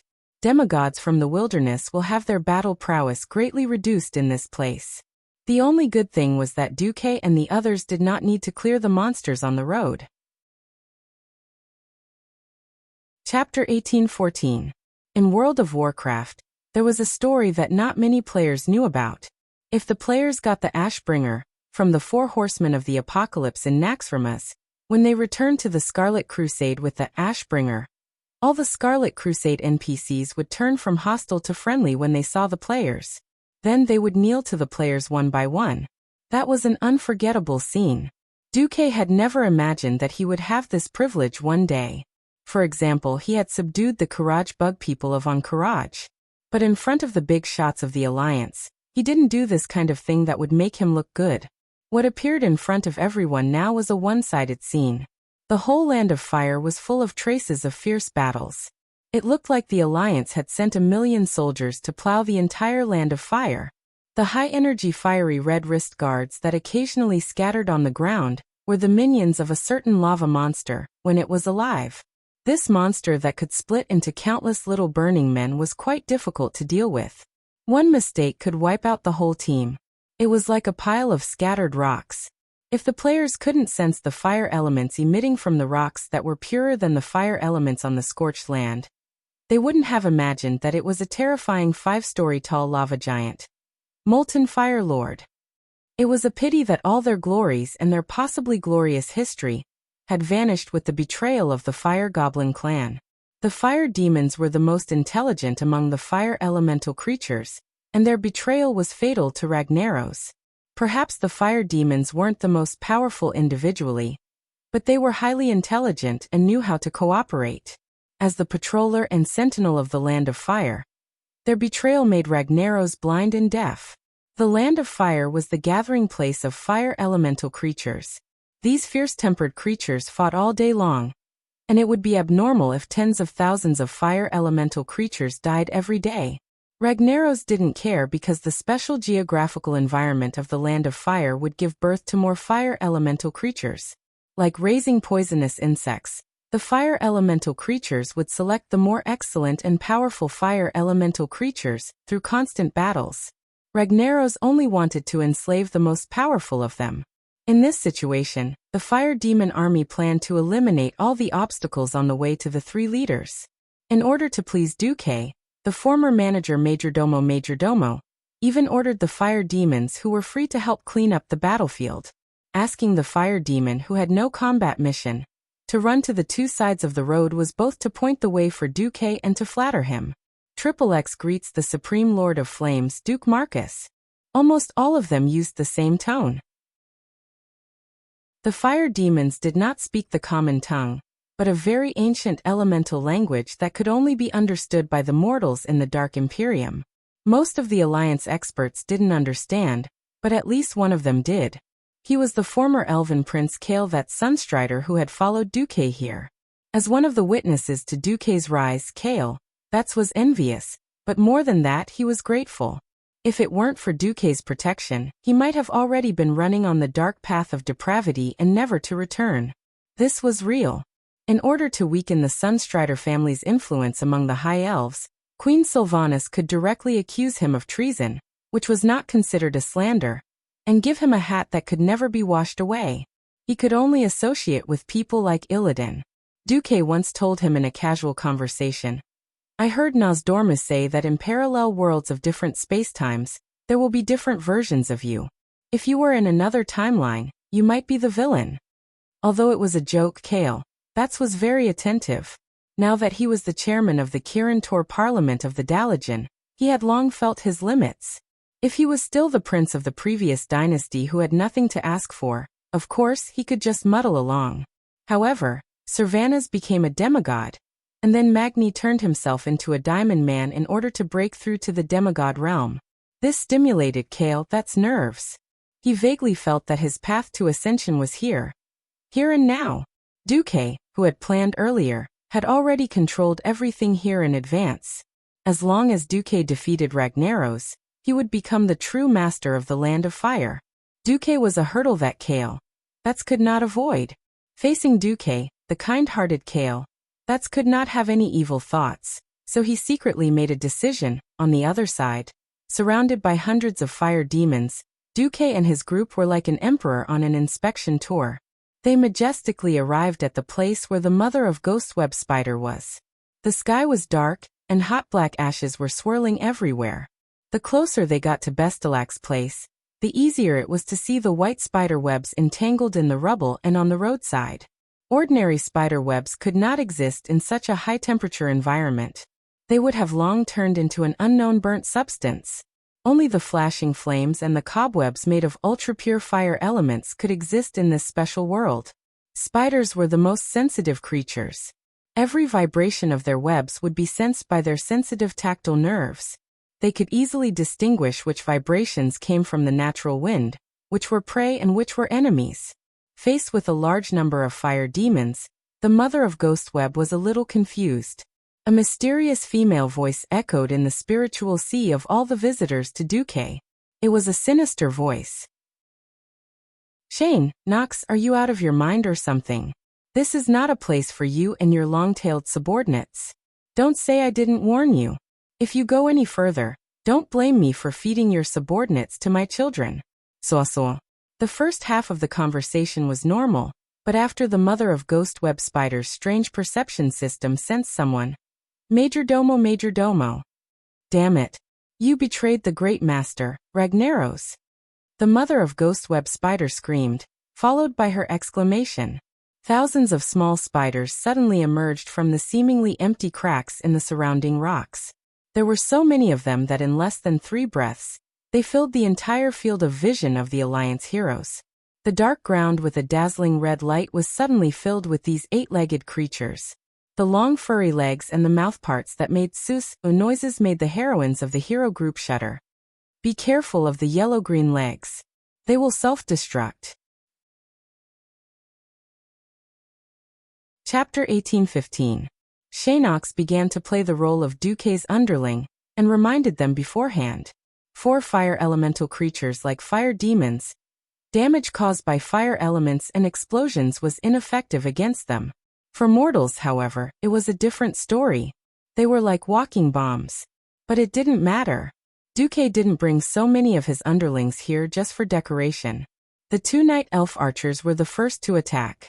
Tyrant and Chandries were the best archers on the planet when they knocked their arrows. When the Windrunner sisters were here, Tyrant was more of a priestess in order to maintain the balance of the team. When the team needed long-range attacks, these masters of 2 professions would immediately switch to the profession that the team needed the most and pour fire into the distance. The arrows tore through the burning air, and accurately nailed the yellow-green spiders. The nightmare web nest beetles, which had been programmed to self-destruct as soon as they touched an enemy, faithfully carried out their mission of self-destructing soldiers. Bang bang bang. They exploded, but unfortunately, they only blew up their own kind, the other nightmare web spiders. It wasn't just the archers who attacked. Kale, that's also launched an attack. The arcane flames circling above his head began to rain out sparks. At first, the sparks were only the size of a pinky, but after absorbing the fire elements in the air, they quickly turned into small fireballs the size of bowls. These small fireballs were not to be underestimated. Every single one of them that hit a group of spiders was enough to blow them up into the sky. Broken limbs and broken legs flew all over the place. High-level mysteries crushed low-level mysteries. High-level fire elements easily devoured low-level fire elements. As a powerful mage who had merged with his phoenix and barely reached the level of a demigod, Kai Zi's strength was unquestionable. After the few long-range attackers showed their power, the remaining melee or long-range attackers became a little bored. Edwin Van Cleef still held 4 daggers in his left hand, ready to throw them at any moment, but he was clearly a little relaxed. The funniest thing was Hoof, who waved the huge divine axe, Flamejoy, and eagerly showed everyone the power of the divine weapon. Since it was already Flamejoy, and not Shadow's Sorrow, it was only a matter of time. The divine artifact's ability to absorb fire elements had also changed. It was rare that the fire element here was so rich. His hoofs could easily accumulate enough energy without slashing anyone. Then, he would pour all the fire energy in the divine artifact out. Walala. With a wave of his hand, a wave of fire appeared. The ultra-high purity flame wave was like a bulldozer, flattening everything in front of the flame wave. Whether it was a spider or a spider web, there was only one result: ashes. Tyrion Fordring stared at the scene with wide eyes. This kind of lethality was already comparable to the Ashbringer. It was just that every attack of Ashbringer consumed a large amount of holy light. Even with the enhancement of the artifact itself, the burden on the user's spiritual power was still not small. Alas, the hoof didn't even need to expend its energy to absorb the energy around it. The fire elements surged into the divine weapon on their own. This was a powerful move that consumed almost no energy at all. What the F***CK is infinite light cannon. This was simply a map cannon. If the spiders could speak and complain, they would definitely say, "Oh my god, there's a German girl who's cheating." Of course, Imriel's performance did not last long before it was over. The mother of Dragonweb Spider said, "Learn more about elemental domination," and the hoof was finished. Divine artifacts were inanimate objects after all. They may have their own simple will, but they were ultimately the effects of tactics set by their creators in advance. When a real demigod began to dominate the surrounding elements, and you could not compete with the other party for elemental domination, it was inevitable that you would die. Hoof. You could ask her to generate electricity like a generator and produce holy light as an energy source. This was not a problem. However, it was difficult for her to control the fire elements that she could not control. All of a sudden, Flamejoy was silent. Hoof was like a child whose favorite toy had been taken away. She looked so sad that she almost cried on the spot. Duque rolled his eyes at her. Only then did she stick out her little tongue and restrain her emotions. The group slowly advanced to the nest of the mother of Dragonweb Spider. It was a very strange place. Strictly speaking, it was a semi-open structure. A few huge and steep rocks pierced straight into the chaotic, scorching sky. On these rocks, which were probably no taller than 10 stories, was a huge red and yellow spider web. Looking up from the bottom, one could clearly see a huge spider-like creature hanging upside down from above. Although she also had 8 legs, strictly speaking, under her glowing yellow abdomen, only 6 of them were functioning. The 2 front legs were more like hooks, because these 2 forelegs were inlaid with grayish-black metal armor. It was conceivable that the mother of Dragonweb Spider would use these 2 hook-like forearms as scythes to harvest the lives of its enemies. The mother of Dragonweb Spider should have compound eyes like flies. Unfortunately, her eyes were full of flames that kept spurting out, making it impossible to see her face clearly. However, Duque was not interested in her body shape. Beside him, Executus swayed his red snake tail and stepped forward to shout. "In front of you is the new master of the Land of Fire who once defeated Ragnaros, the great demigod of the Weave, Duke Marcus. He will soon become the supreme ruler of this scorching land. Betelak, if you know what's good for you, hurry up and greet your new master, so that you and your soul can avoid the fate of destruction in the next purge." Before Executus could finish, Betelak had already sneered. "Ha ha ha. Greet? I have 8 legs, but I will not bend even one of them for this puny human demigod. I am me. I only care about the growth of my children. You fire demons are all shameless traitors. Don't compare me to you." Majordomo shrugged, and the long black spikes on his shoulders swayed like a forest of spears. "Then there's nothing to say. Very well, I have no idea that you will submit. Then let me make you the first sacrifice for the great master to rule this land." With that, Executus turned around and bowed deeply to Duque, who was many times smaller than him, and then retreated to the side. Bestelak screamed, "Children, come out. It's time to eat."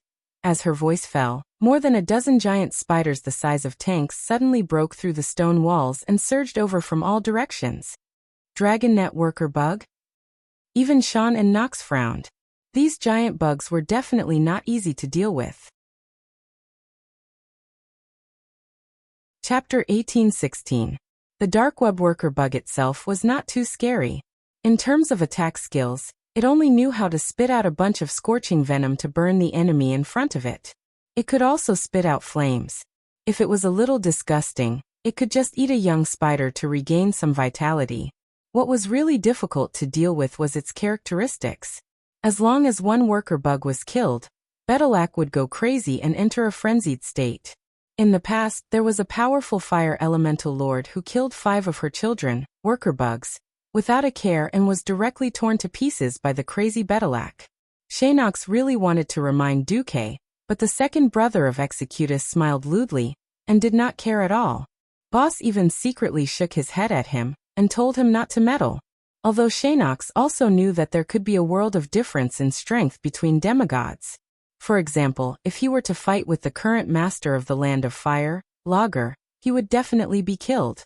But this demigod hunter still felt a little uncertain. In the end, he still remained silent. It was true that he had defected to Duque.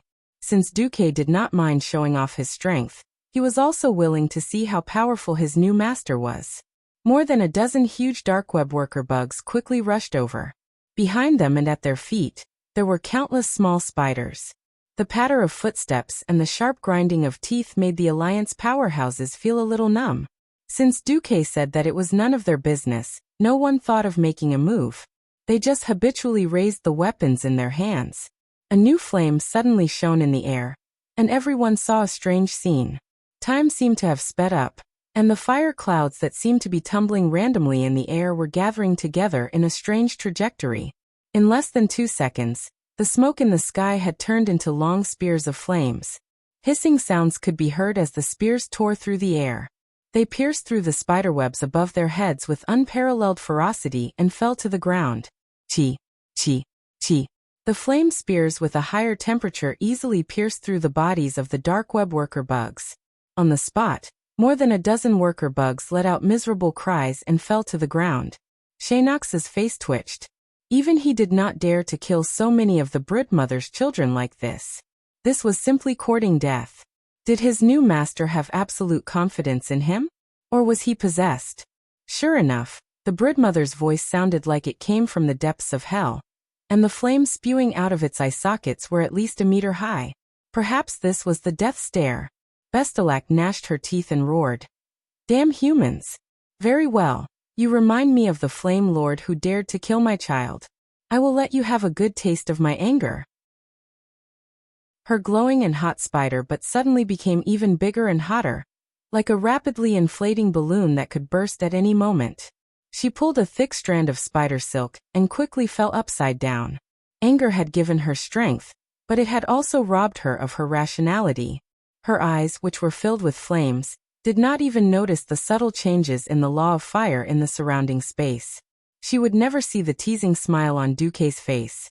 Quickly landing on the ground, her 5-story-tall body emitted an ear-piercing tremor.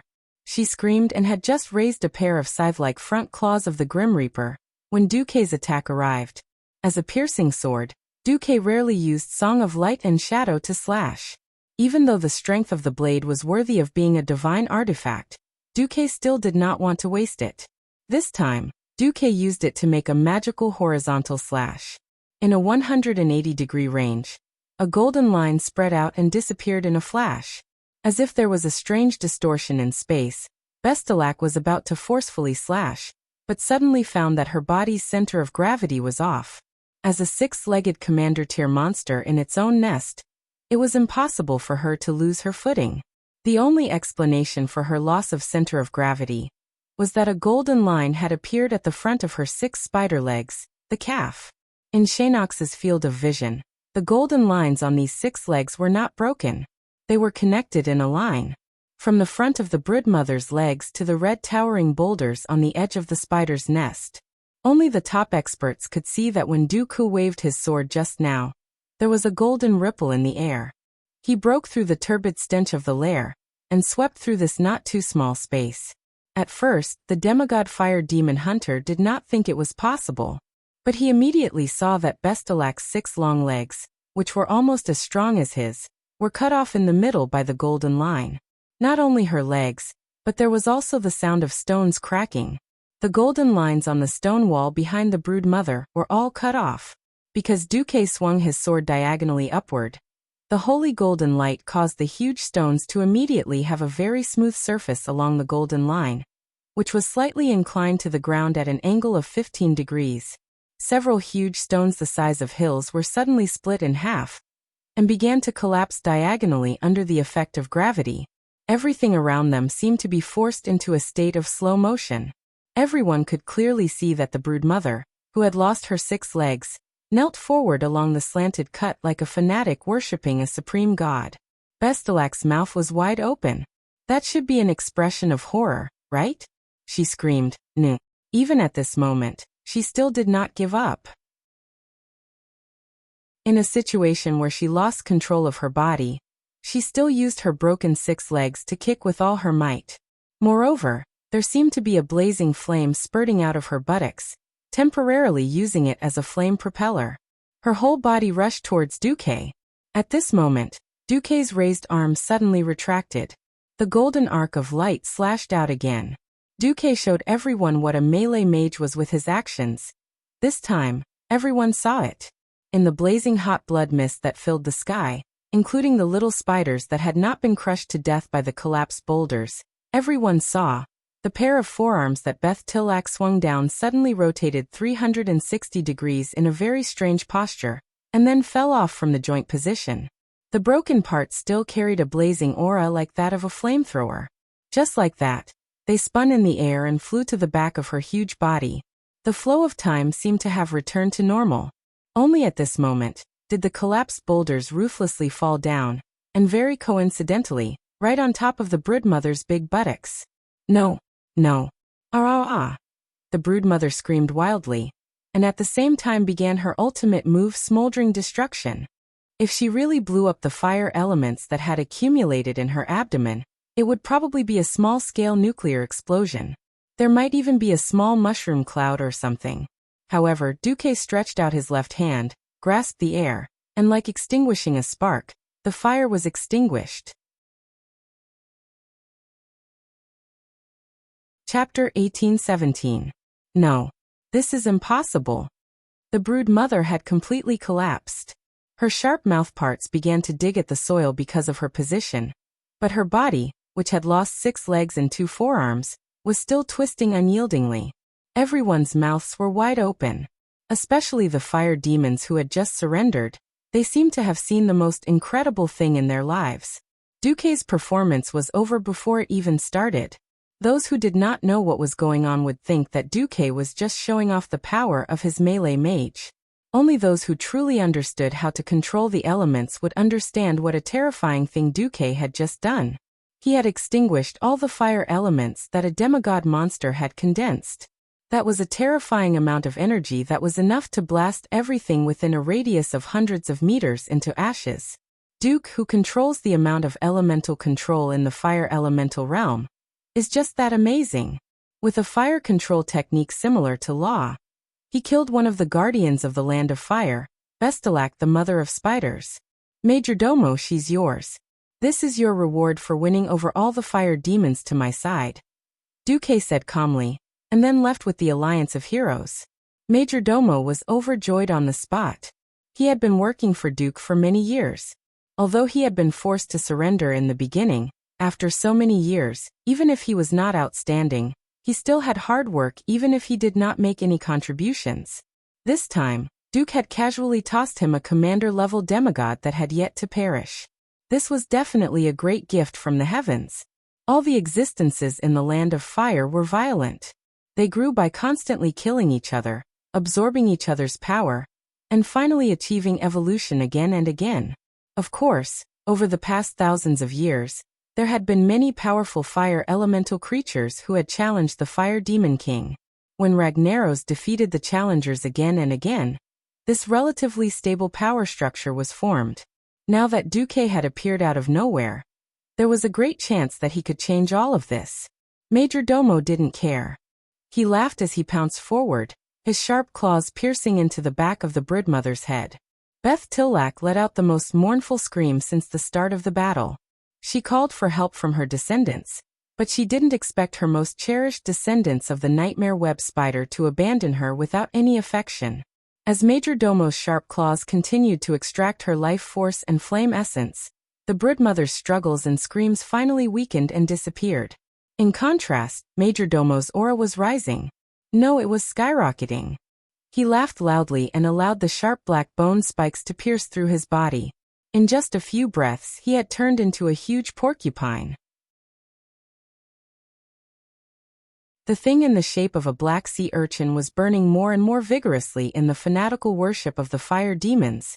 It was conceivable that before long, a new demigod would be born from the corpse of an old demigod.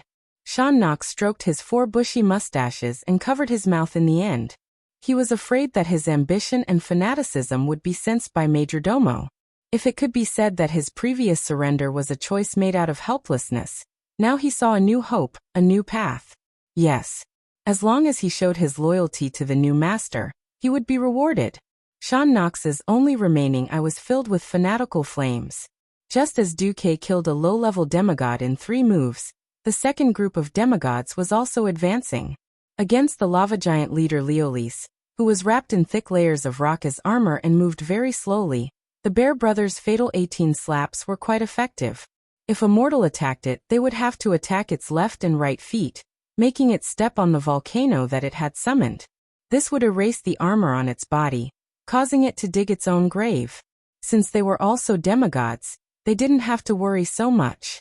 It was a perfect example of don't be afraid, just be tough. For huge bear paws kept flying, looking like they were doing the Big Dipper fist.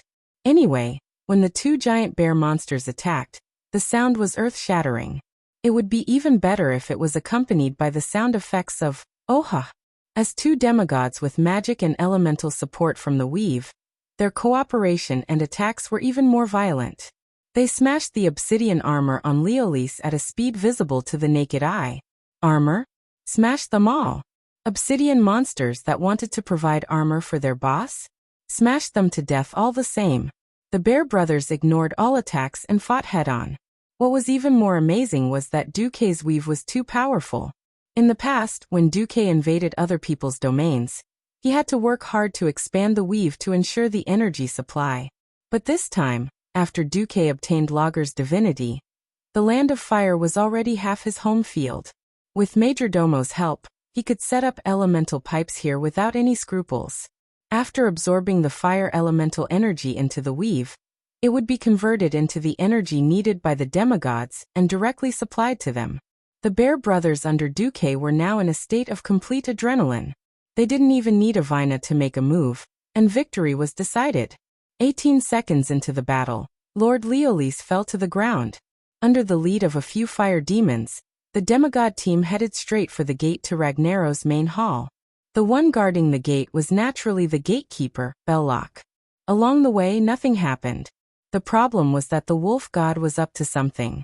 As they walked, they saw a group of fire demons besieging a huge molten demon hound. Goldring extended his right front paw and pointed at the demon hound.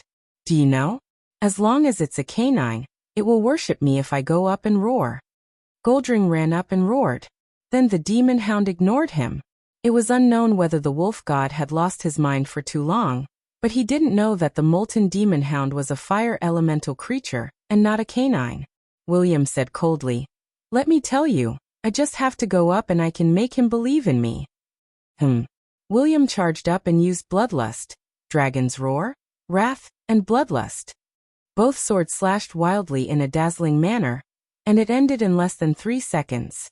Seeing that the molten demon hound had turned into a dead dog, and was lying on the ground in front of William, Goldring was puzzled. What kind of religion is this? William sheathed his sword and said seriously, "Many years ago, I heard my uncle, Duke Marcus, say something like this when he was drunk. His words left a deep impression on me. That is, when the sun rises in the east, only I am undefeatable. Scholarly and martial, the Divine Kitchen Knife Sect. He should be talking about us warriors." Goldring was dumbfounded.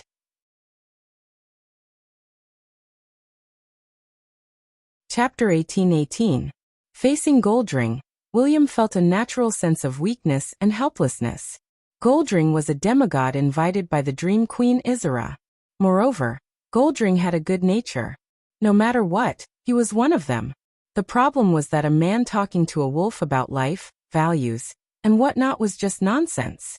Due to the difference in their worldviews, William couldn't convince Goldring at all. He couldn't beat him with words, nor could he beat him in a fight.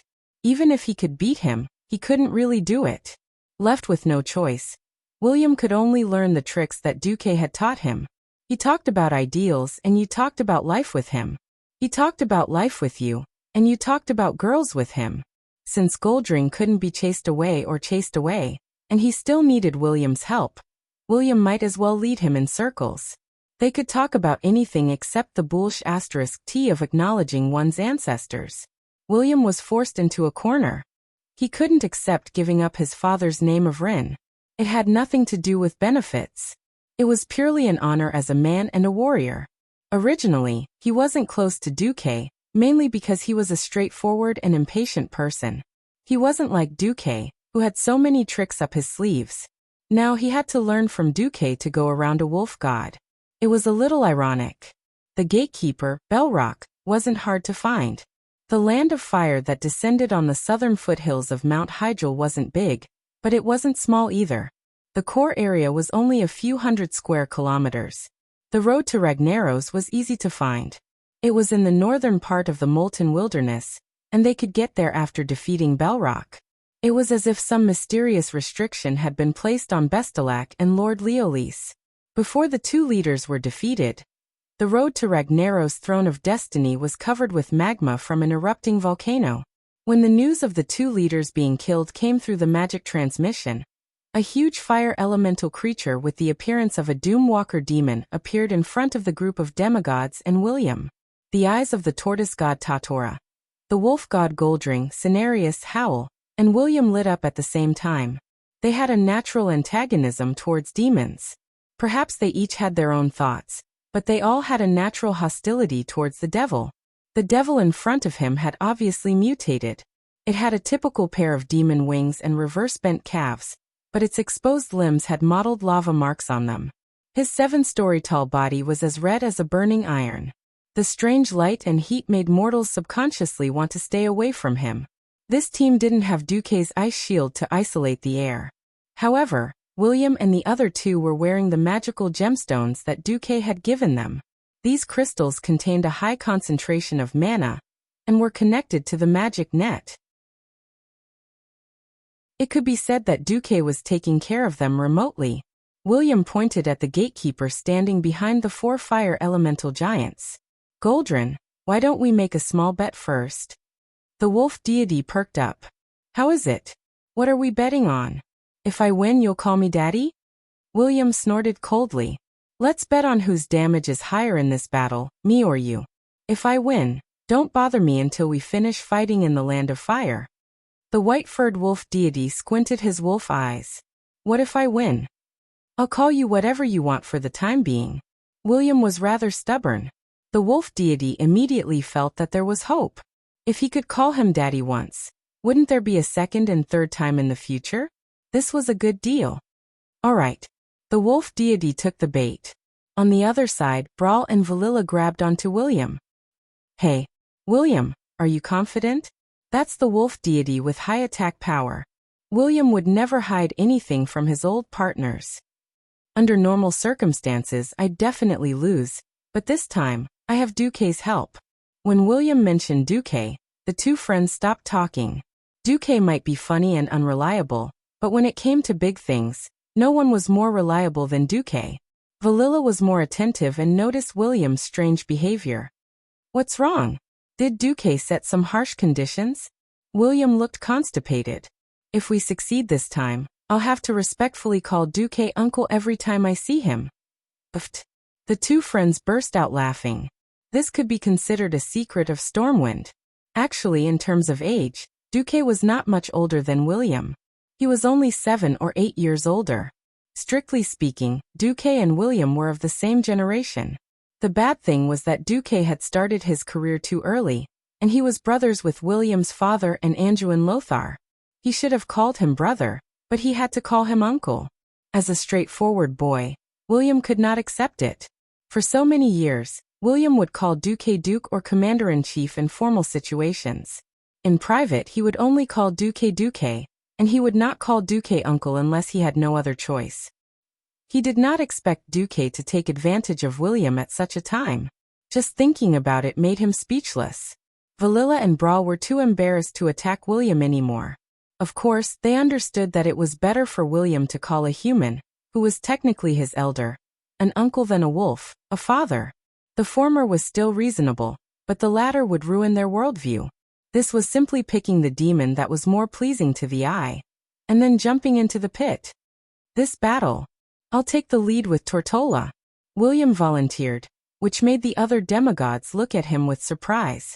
Berserkers were definitely more than enough to attract the enemy's attention, but they were too fragile. How could they compare to Tortola, who carried a tortoise shell all over the streets? I think that guy's flaming blade has a special effect that weakens physical defense. It's too much of a loss to let Tortola take the lead from the start, William said. Glorious flames. Belrock's attack will awaken a burning spark in the body of his main target.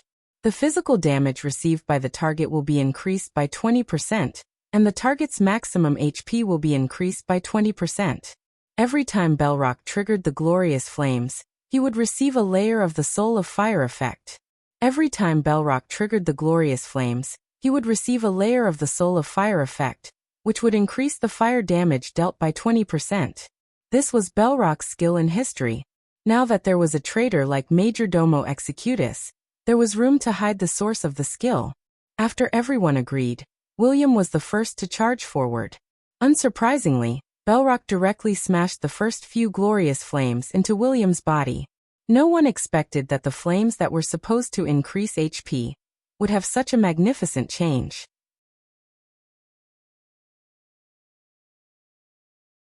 Chapter 18-19. Right now, a bunch of big shots in the Alliance had divine weapons in their hands. This was an era of heroes. This was a blessing, but it also troubled bards.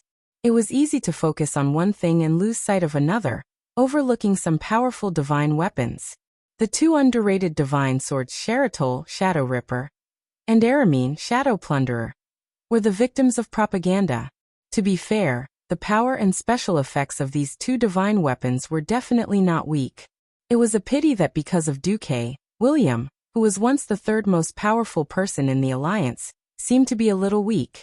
Regardless of whether it was in the original history or in this life, William was not weak at all. He inherited the soul fragment of the wolf god Goldring. In addition to the body that was tempered by the cruel battles of the slave gladiators, the two divine weapon longswords, and the experience he gained from fighting against the semi-god rankers under Duke's leadership. It was no exaggeration to say that William in this life was stronger than he was in history. Because of Belrock's huge body, he naturally had the problem of moving too much in the eyes of mortals. William was known as a riding maniac, and his agility was also very high. The flaming demon's huge swords couldn't hit William at all.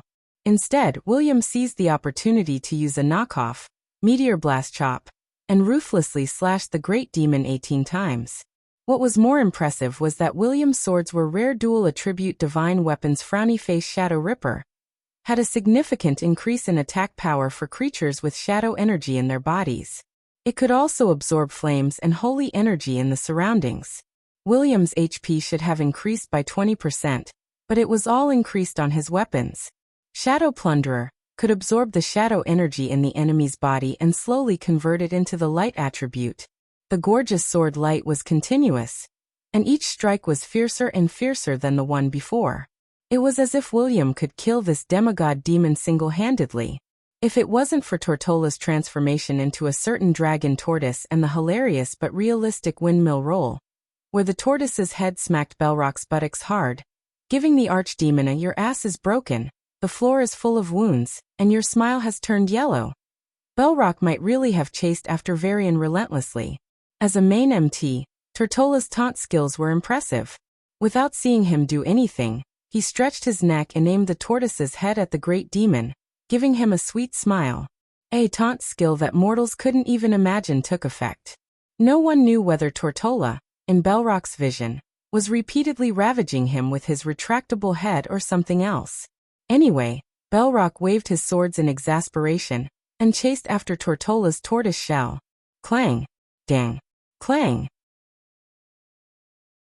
Every single sword strike was deflected away, but the great demon Shirlaji continued slashing down. At this time, the rest of the fighters had also entered the arena. Goldring was a little nervous when he saw William slashing so happily. With a howl, it pounced from behind and attacked Belrock's back frantically, tearing with its claws and biting with its teeth. Demigods all had a scale in their hearts. Even without any statistics, they could tell whose damage was higher just by looking at the wound. Goldring said proudly, "Son, did you see that? This is the power of your father's attack.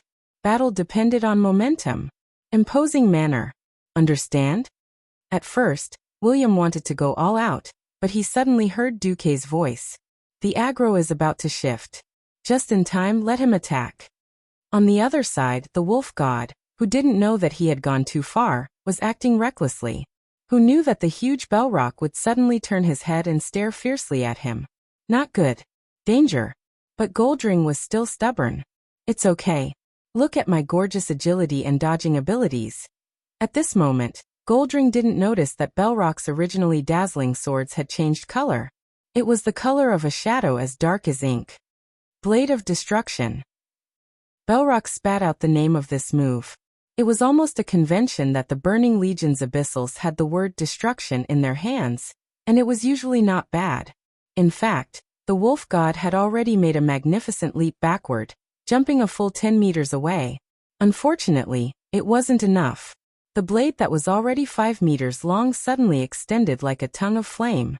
The long dark light slashed down, fiercely striking Goldring's waist that was almost bent backwards in midair. For a second, the bystanders thought that the great wolf god was going to be cut in half and die before he could even get started. Surprisingly, there were no external injuries. But at this moment, Goldring would rather have suffered external injuries. That was because the violent shadow energy had already penetrated his thick and beautiful white fur, and directly entered his body, messing up his muscles and organs. Awoo! This was a downright sorrowful cry. It was also a classic example of extreme joy turning to sorrow. If it were a mortal, they would definitely kneel down after being slashed by this sword. Fortunately, he was Goldring, a powerful demigod with a demigod body. His body was not purely made of flesh and blood.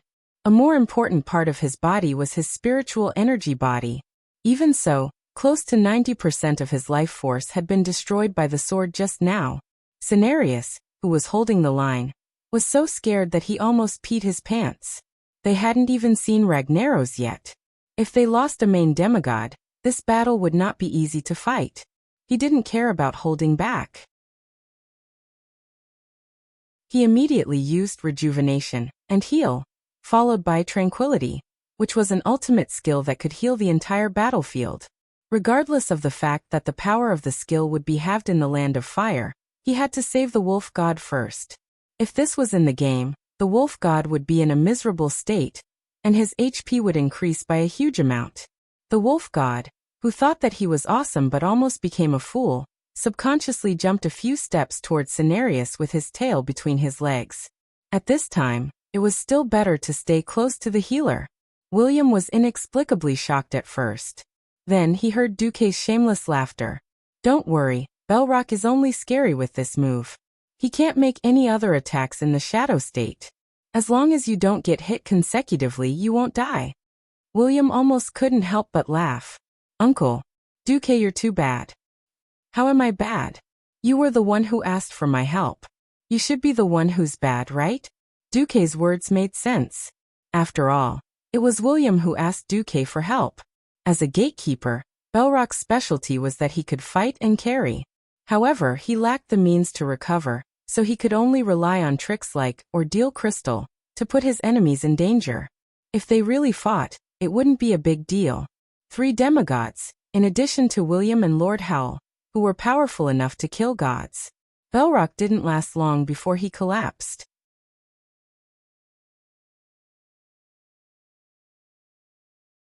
Chapter 1820. With the collapse of Belrock's huge body, almost all beings in the Land of Fire noticed the changes in the Land of Fire. In the unstable space of the Land of Fire, in the misty northern sky, a gigantic palace that reached the clouds appeared on the other side of the seemingly endless sea of lava. It was so majestic and tall that it could support both heaven and earth. It had a grayish-black background, some bright red patterns, and some golden runes.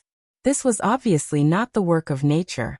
This was the palace where the fire demon king, Ragnaros, resided, the Saffron Palace. After defeating Lord Laeris, Avina was the first to rush back to see if she needed help. Who knew that she would see Belrock fall as soon as she came back? As the demigod with the strongest eyesight, she keenly noticed another change in the Land of Fire. Look! Avina spread her wings and pointed to a hillside that looked like a stairway to heaven, rising higher and higher. At the top of the hillside, there was a huge circular portal. A moment ago, it was just an empty ring, and within the ring, One could see the sea of lava behind it. If anyone were to pass through the ring so foolishly, they would probably fall directly into the magma and be burnt to a crisp without leaving any bones behind. As Bellrock fell, the runes on the ring, which were originally like chicken intestines, suddenly shone with a golden light. Under the illumination of the golden light, a portal with a mysterious and evil aura opened. In the center of the portal, in the chaotic and mysterious aura, there was a ferocious skull that kept flashing. No matter who looked at it, they felt that the skull was opening its mouth at them, as if it wanted to swallow them. Everyone was a little uncertain. At this moment, Duque came over, surrounded by hundreds of fire demons. One of the former guardians of the Land of Fire, the demigod hunter Shanox, humbly bowed to the other demigods and then spoke. That is flame breach. It can lead to Ragnaros' palace. In fact, although the Land of Fire was indeed the core area of the fire elemental plane, it was actually a cage where the titans of the Pantheon had imprisoned Ragnaros and some overly ferocious fire elementals that couldn't be completely destroyed in a short period of time. Only through this portal can we reach the core region of the Land of Fire. Major Domo pondered for a moment and added, Ragnaros has been severely injured twice so far, and his soul has become loose. The first time was 25,000 years ago, when the Titans conquered Azeroth. The second time was when you destroyed his doppelganger in the Molten Core. If Master kills Ragnaros in the Saffron Palace, he will be erased from this world forever. A person who betrayed his master for glory was never likable. Most demigods did not like Major Domo, but few knew that he had been forced to surrender by Duque. He didn't care anymore.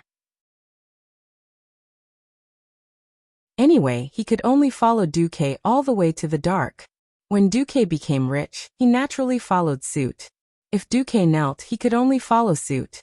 Therefore, completely ignoring the gazes of other existences, Major Domo revealed this big news that was definitely good for the Alliance army.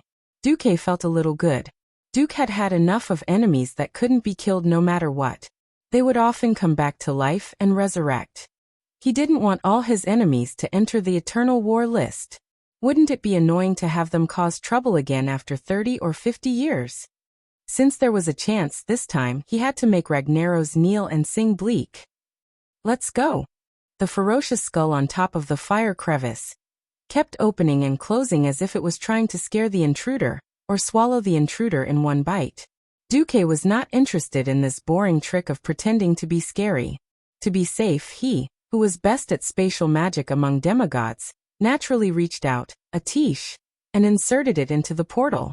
As soon as he touched it, Duque almost laughed out loud.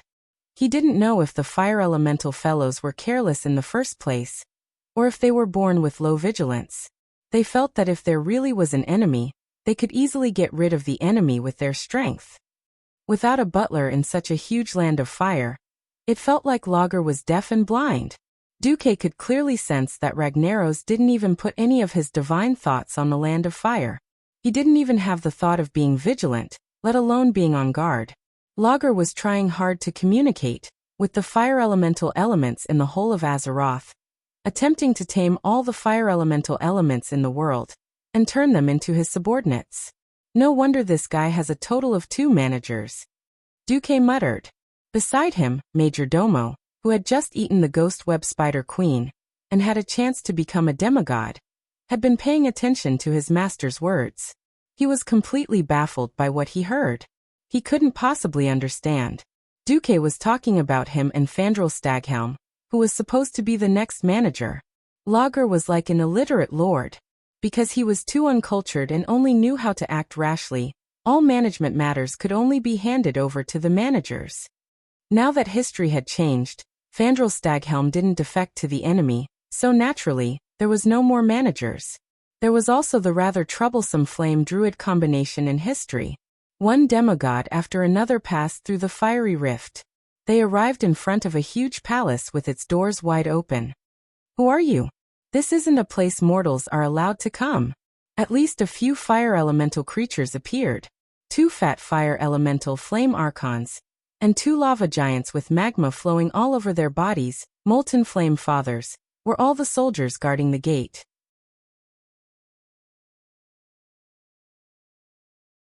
They were all high attack, high HP, and hard to deal with lava sputtering. If they were just mortal powerhouses, it might be a little difficult. But Duque had more than half a dozen demigods on his side. The bear brothers howled and pounced together. There were other wolves faster than them. The wolf god had just lost and was depressed. Because Belloc had taken out 90% of his HP, Goldring was restrained in the latter half of the previous battle, so he naturally couldn't beat Varian. The wolf god was rather unreliable when it came to recognizing other races as his sons, but he was still very principled. He said he wouldn't call him Sun Smash, so he wouldn't. He vented all his anger on the little monsters.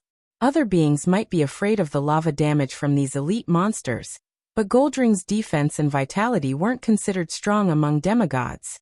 But before he became the god of the wilderness, he was born as a winter wolf. He walked in the polar regions and was born with frost elements. The surface of his body was surrounded by a freezing aura that was far stronger than the ice barrier of a Breaking Dawn mage, and it was very effective against fire elemental monsters.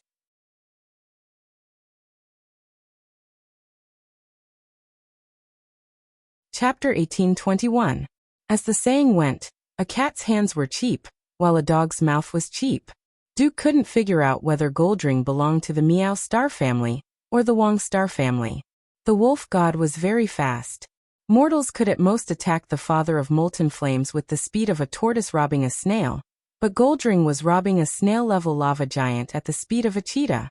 With a single leap he flew up 5 stories high. His 4 claws and mouth attacked at the same time, and with lightning speed he plucked off the lava armor on the giant's arm almost instantly. He had broken through 5 layers of armor as soon as he entered the battlefield.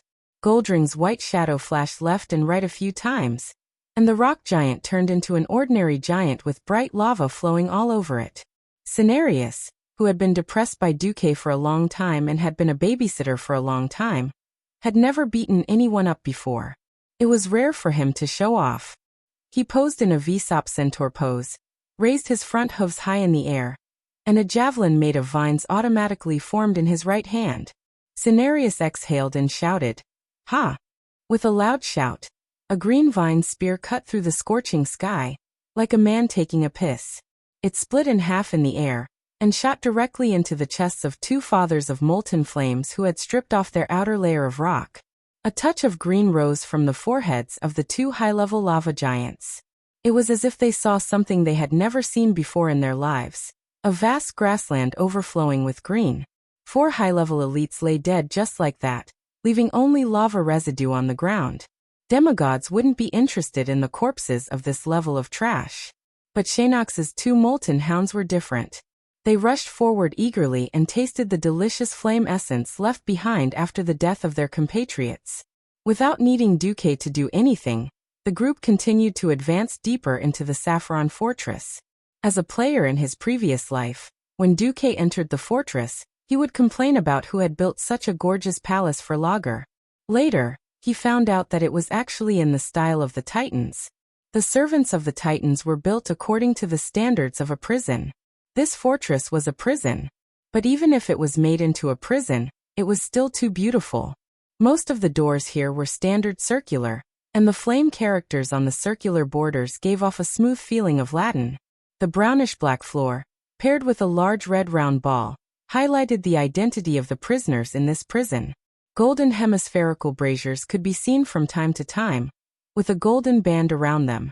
They looked like a combination of Saturn and its rings. It was quite sci-fi. A fire elemental that looked as strong as Baron Geddon of the Molten Core blocked the only path. If it were 10 years ago, Duque and his hero alliance would have a headache encountering this fellow. At the very least, he wouldn't be able to escape after 20 minutes of intense fighting. However, times were changing. After experiencing many battles, the heroes were also growing rapidly. Especially when the will of planet Azeroth was slowly unlocking the limits of what mortals could achieve, the Lava Dominator, which was equivalent to a boss monster in the Dark Portal for 15 years, was nothing more than an appetizer. Without the demigod taking action, the Alliance heroes would beat it to death.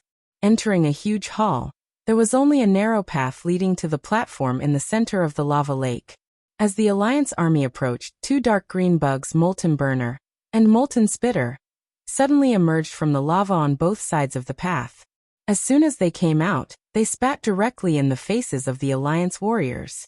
Unfortunately, their attacks couldn't even break through Duque's ice shield. The raven goddess Avienna flapped her wings and casually shot them with a few lightning arrows. Ragnaros's mountain-like figure entered the vision of every powerhouse in the coalition army. He was too huge, so huge that it was impossible to ignore. His lower body was immersed in the lava, and every inch of his skin and limbs exposed to the air was made of golden flames. The metal gauntlets, pauldrons, and breastplates that seemed to be made of black iron were full of earthworm-shaped runes similar to the decorations on the gates of the Saffron Fortress. If his calculations weren't wrong, these should be the shackles that the Titans had left him back then. The aura of a demigod was extremely powerful, not to mention a bunch of demigods. Among the many powerful auras, there were a few that were strong enough to wake Ragnaros up. What? Mortals dare to step into my territory? Ragnaros shuddered. His relatively slow reaction finally caught the soul waves that made him extremely disgusted and angry. Major Domo? Duke Marcus? And Shanox? You traitors. Ragnaros was so angry that even though his words were a bit messed up, his anger directly ignited the intense reaction of every drop of lava and every bit of fire element in the fortress. With his earth-shattering roar, the entire fortress, and even the entire fiery land, could clearly feel the tremors. It was as if a huge ancient volcano was about to erupt in the next second, spewing out terrifying lava that could cover 3,000 kilometers. The two fire demon leaders were shocked. They had an almost natural fear of their former master. It was the painful memory of being brutally abused countless years ago. And it was also the accumulated power that couldn't be erased after thousands of years. They were a little scared on the spot. How could Duque give in to them? If they gave in, wouldn't it be a slap in the face to their new master, Duque? Duque smiled. His voice spread out with divine power, and instantly spread across the battlefield. Snap! Duque snapped his fingers crisply. The sound wasn't loud, but it was as if the most mysterious switch had been pressed.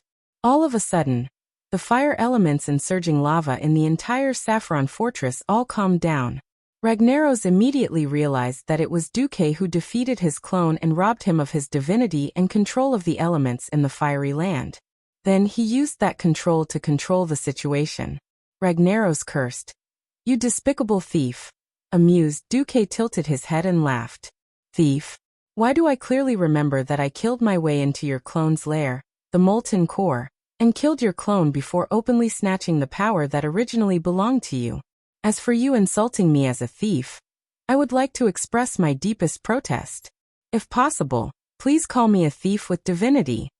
He was just robbing a thief, yet he sounded so righteous and dignified. Several of Duque's women laughed on the spot. Tyrant even smiled brightly, without a trace of the dignified high priestess. While Duque's women were amused, Ragnaros was naturally even angrier. Robber! Traitor! Destroy all of you! I will watch you burn. Fire will purify everything.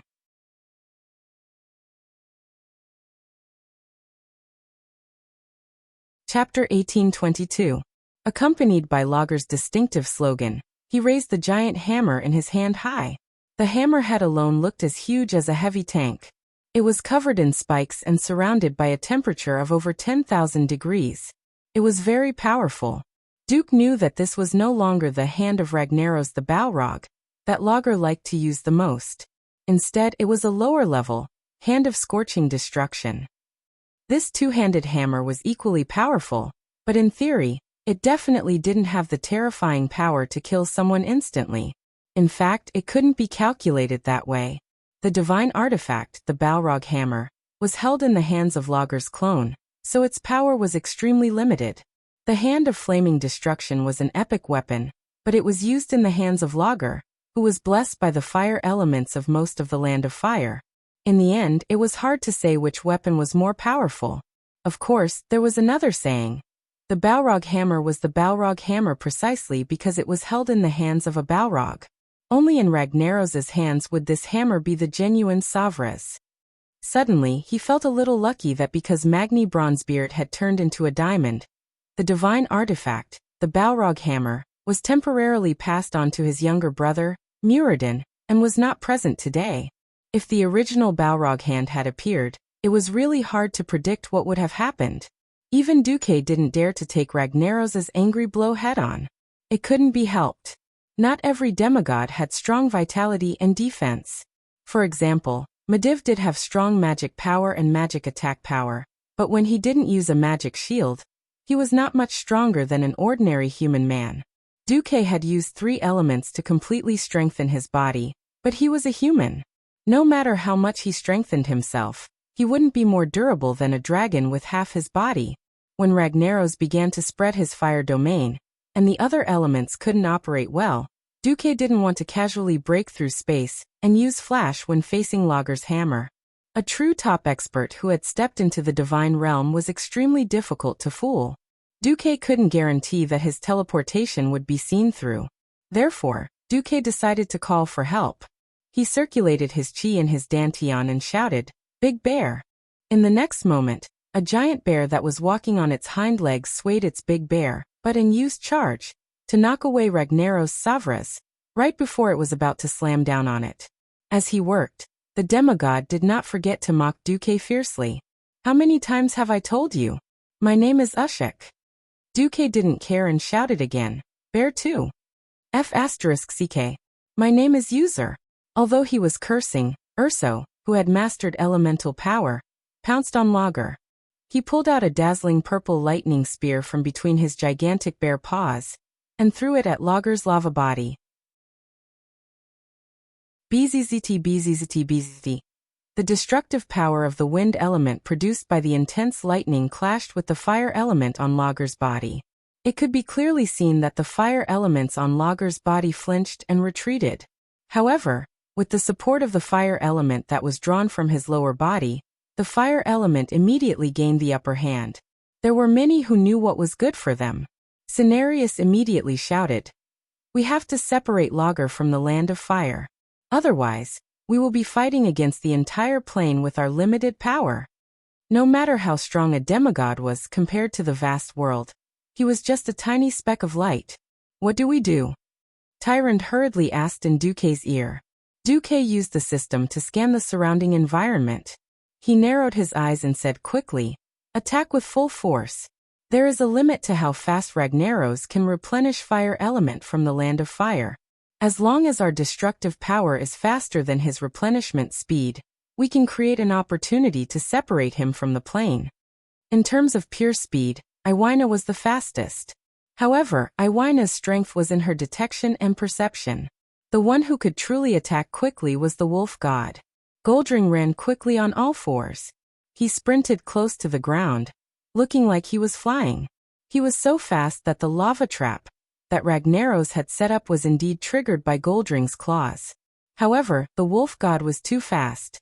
The surging lava spewed 3 stories into the sky. The exploding lava could only cover the afterimage of the wolf god as he moved quickly, closing in on Lager, who only had half of his body exposed. Goldring was not greedy. With his agile body, he approached the Fire Demon King and quickly waved his limbs. His large white claws scratched the air dozens of times. It looked like he was scratching the air, but in reality, his claws had already released a continuous stream of wind blades containing the power of ice towards Lager. Roar! Suddenly suffering from the extremely destructive elemental attacks. Even the thick-skinned Lager could not help but roar in pain. Lager raised the Balrog's hammer high again, but he was hit in the right arm by a huge tortoise shell flying at him. He almost lost his grip on Savras and dropped his hammer. After Duke cast an ice shield on him, the tortoise god let out a fart. It was not smelly, but it was especially loud. Poof! The hill-like turtle god flew into the air and smashed towards Lager. The extremely hard turtle shell carried Duque's powerful frost aura, and Lager grimaced from the impact. In his rage, Lager did not care whether Tatora did it on purpose or not. He raised his hammer and smashed it at Tatora. The tortoise deity retracted his head into the tortoise shell at a speed that seemed slow, but was actually very fast. Yes, he relied on his turtle shell to make a living. You can smash it all you want, but if you really break it, it's my loss. After smashing 6 or 7 times in a row, Lager finally came to his senses amidst the pain of being beaten by the other powerhouses. Am I stupid? Why am I hitting a turtle? When the Fire Demon King was about to change targets, the 2 bear monsters raised Totora's turtle shell and threw it at him. Smack! Lager, whose lower body was hidden in the lava, was tragically hit in the face. Lava flowed out of his large nostrils. Could this be the legendary fire element version of Nosebleed? However, this time, Lager was not fooled. Come out! My children! Protect your king! Countless small inverted triangular fire elementals emerged from the edge of the platform where the Fire Demon King was. They rushed out of the pillars of fire and rushed towards the huge hammer, Savras, that Lager was hammering on the floor. Don't let them touch the hammer! Duque shouted. Ashbringer's bright golden holy light was the first to be unleashed. In less than half a second, all the children of fire on the right side of the platform were wiped out. Imriel stuck out her buttocks as she swung the divine artifact Greytax in her hand, which did not fit her size, in a 720-degree arc. Happy flames swept across the area, destroying the Son of Fire and successfully absorbing all the fire elemental energy that was escaping from it.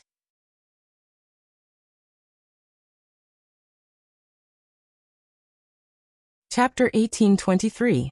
While the mortal heroes were busy dealing with the Son of Fire, Ragnaros hid. He completely hid his huge body in the lava lake in the middle of the platform. Not only that, but every 4 seconds, a dozen scorching lava arrows would shoot out from the boiling lava lake. Lager, who seemed to be a product of surging lava, actually had a different kind of scheme. He aimed every lava arrow at the heroes and demigods on the platform. Kalia could not dodge in time, and a lava arrow blasted into her body. If she had not swung the Veronel Ancient King's hammer in her hand at the last moment, and the head of the hammer floating above the handle suddenly bloomed with a soft golden light, blocking the blow with a huge shield, Kalia might have been disfigured. This was only a theoretical possibility. Kalia tilted her head and saw that Duque was looking at her. Duque was probably testing her skills and reaction speed. Kalia smiled sweetly at Duque. This was a response to his concern. After so many battles, the clumsy princess was now the main priest of the Alliance's hero group. Unless the enemy was too far apart, normal attacks really couldn't threaten her. No one thought that this scene would be seen by Lager, who was hiding under the lava. The eyes of fire elemental creatures were always just decorations. They didn't really have eyes. What they used to see, the world was actually sensing the elements of the world around them. In their perception, the world was roughly and simply divided into 4 elements: earth, water, fire, and wind. The surrounding fire elementals could see the situation, which meant that Lager himself had seen it. Seeing that his plan to summon the Son of Fire into Savras had been ruined, Lager stopped hiding and poked his upper body out of the lava lake. Watch out! The lava lake that the Fire Demon King is hiding in is another space. Duque finally realized. He didn't expect the seemingly reckless and irascible Lager to have such a cunning side. The Saffron Fortress was originally an independent space within the independent space of the Land of Fire. Who knew that there was another freaking space in the space? This kind of overlapping relationship really made one's scalp go numb. So what if I know? In the Land of Fire, I'm absolutely invincible. Lager roared proudly. All of a sudden, the Fire Demon King did something that surprised Duque. This move definitely did not exist in Duque's memories. Unlike in the original history, Ragnaros's momentum at the moment was that he wanted to kill all the invaders. First, he gave it a big slap. His left hand suddenly swept from left to right.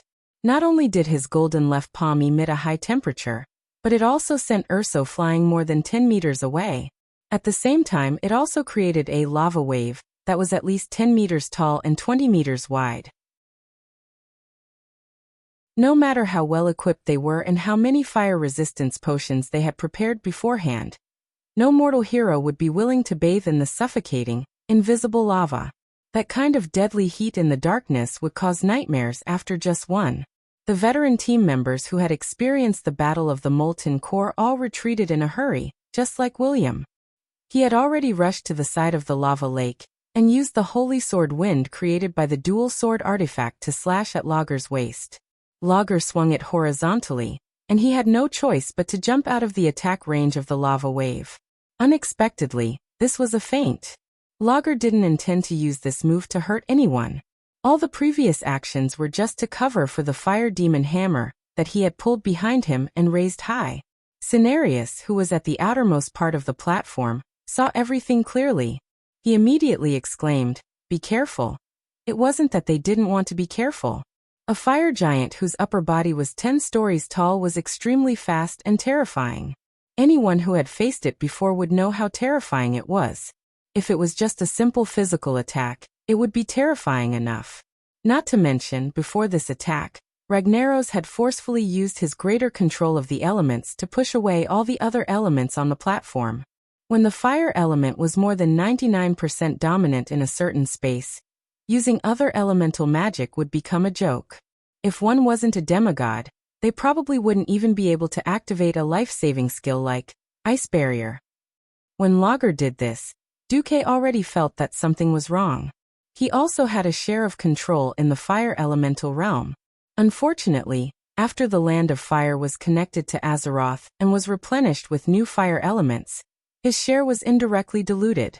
Even if he killed a few leaders and secretly snatched the elements in the Land of Fire, Duque's control of the fire elements in Lager's lair would not exceed 20%. Duque didn't know who Lager was going to attack. As a demigod of the magic net who made a living by controlling elements, Duque's first priority was to seize control of the elements nearby. He regained control in half a breath, and it even reached about 40%. However, Lager's all-out attack had already arrived. At this moment, Duque finally realized that Lager's target was Kalia. In a team battle, get rid of the opponent's healer first. This was common sense, and there was nothing wrong with it. Duque also knew that if he were in Lager's shoes he would do the same. However, when Lager's Savra's Balrog smashed towards Kalia, Duque was still furious. Lager! F***CKU. Time seemed to have stopped. At this moment, there were actually many people who ran over to save the situation. Ushik sprinted over, his bear-like body already flying into the air with his limbs off the ground. On the other side, William brazenly activated the warrior profession skill, Assist. His body turned into a stream of light and rushed towards Kalia. As long as he could catch up, he would block this attack for Kalia even if he had to cross his swords to block it. However, everyone knew that both of them were half a beat too slow. Based on the attack speed and trajectory, the Balrog hammer would hit Kalia before they could. How was a human priest going to block this huge hammer that weighed more than 100 tons and contained a huge amount of fire elements? The answer was definitely that she couldn't. Just when everyone thought that Kalia's body would explode and she would die from this blow, Duque made his move. Pharaoh was never known for his defense. Even though Duque was a demigod, he didn't have the body to block Lager's full-powered physical attack. Duque had his own way of dealing with Duque. Unknowingly, his divine artifact sword had merged with his staff once again. A strange divine artifact spear turned into a gorgeous arc of light and pierced the bottom of Lager's Balrog hammer.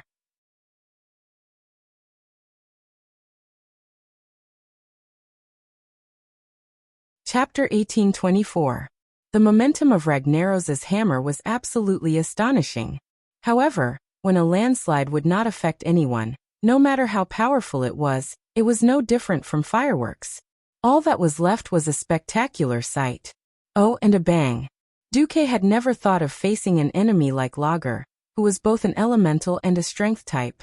His spear strike was similar to Tai Chi, which was able to move 1,000 kilograms with little effort. He did not deliberately block it.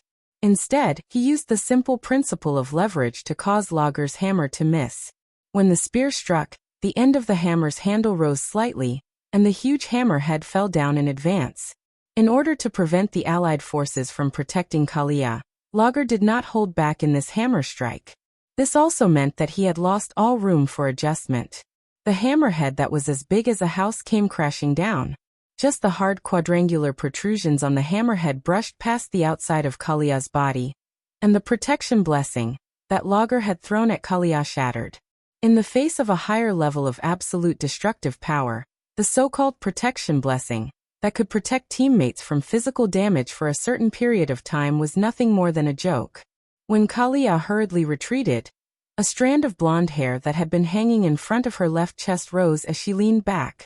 Because it was out of the protection range of Holy Word shield, it only brushed past and was instantly turned to ashes by the flames of Savras.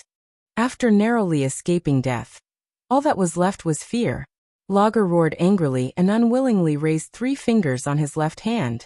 Dozens of sparks of various sizes suddenly lit up on the ground around Kalia. This was a battle in a world of flames. Flying sparks and splashing lava droplets were nothing out of the ordinary. Existences with weaker elemental sensing would be hit by it in minutes. This wasn't some Mars. It was a highly variable, molten core. If left alone, it would absorb the fire elements in the surroundings within 1 to 2 seconds and turn into molten hellfire, turning the surroundings into a purgatory. Unfortunately, Logger was facing Duque, who had the strongest elemental sensing in the world. After dodging Logger's counterattack, Duque waved his hand, and the sparks that had just begun to light up disappeared without a trace, like chalk being erased from a blackboard. Humph! Logger snorted coldly. Only now did Kalia truly feel a lingering fear. Her pure and pretty face instantly turned deathly pale. It seemed like Logger's attack had come to an end, but who would have thought that a scream would come from midair? No one noticed it until a scream rang out. Everyone looked over and saw that the Raven Goddess was bathed in flames and had fallen head first.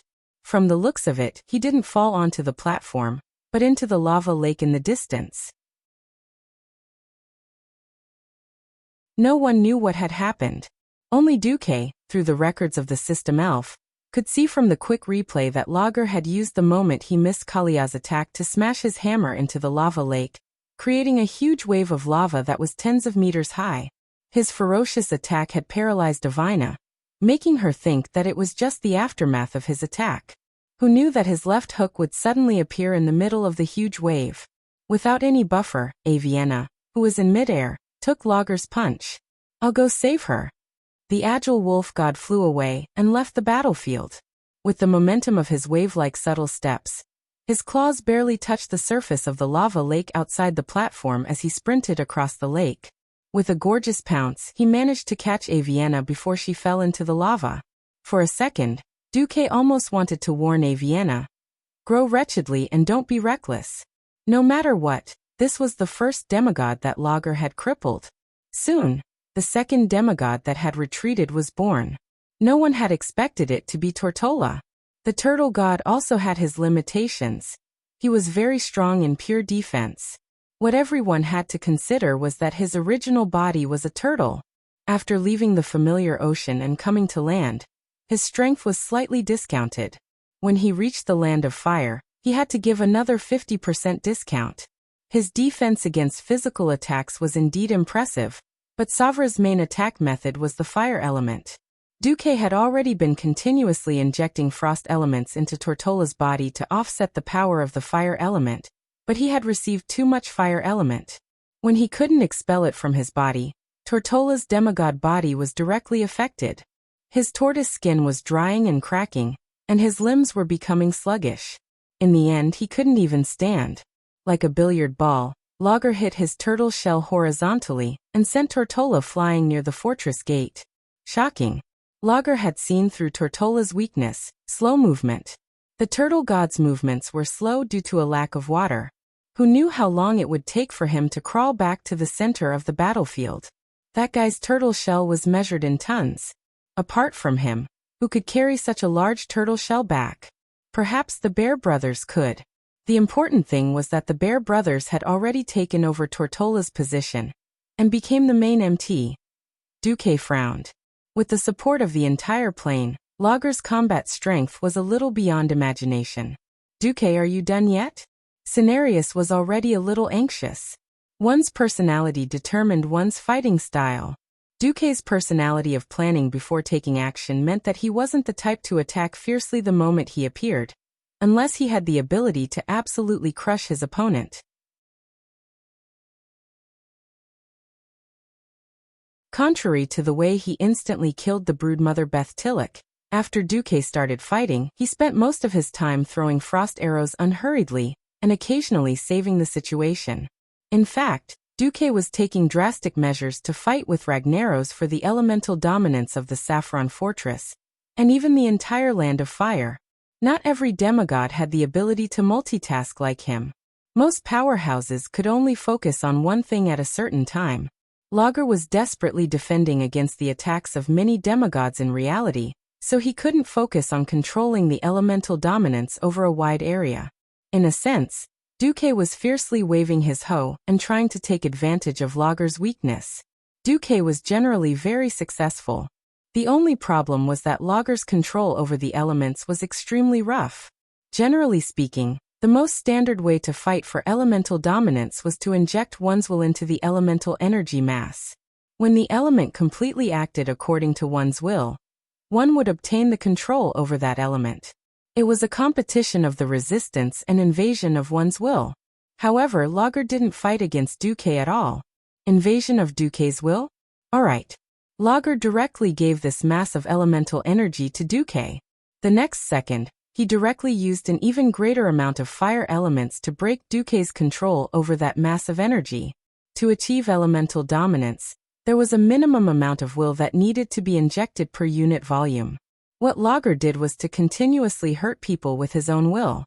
More and more fire elements rushed in at high speed, constantly diluting Duque's willpower, so that Duque couldn't form absolute control over any of the fire elements.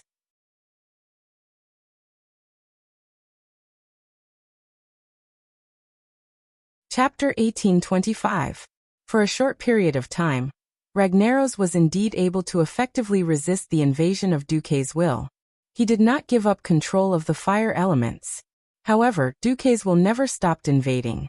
As time went on, when Lager was unable to inject more fire elements to maintain a diluted state, or if he used elements that Duque had not invaded to replace them, Duque would seize control of the entire Land of Fire much faster than before. This was a classic double-edged sword. Lager was betting that he could get rid of Duque and his gang before Duque seized power. To be honest, at this point, Duque was no longer in a hurry. Lager's method was actually very much in line with his fiery temper. Pure fire element was like a one-shot attack.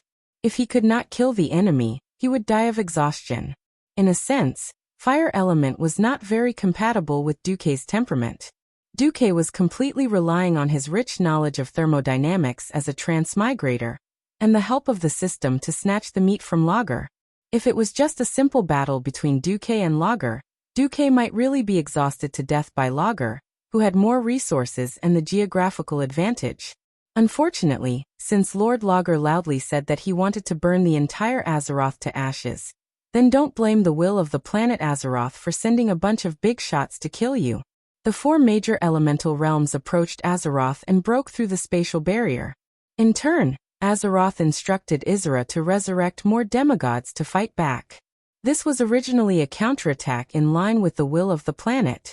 As Duque began to suppress Ragnaros in the amount of elements in the Land of Fire, Lager was busy dealing with Duque, and did not have the time to use fire elements to repel other elements. This also indirectly freed a certain demigod. Lager wanted to win quickly, but he was being too presumptuous. The demigod team had Cenarius, the super healer, on their side. Body-devouring flames. Ragnaros raised his hand and immediately covered 1/3 of the platform with flames. Several mortal heroes and demigods who couldn't dodge in time were bathed in flames. Tranquility. Cenarius raised both his arms and used a powerful healing skill to restore all of his HP back to full. Fiery world.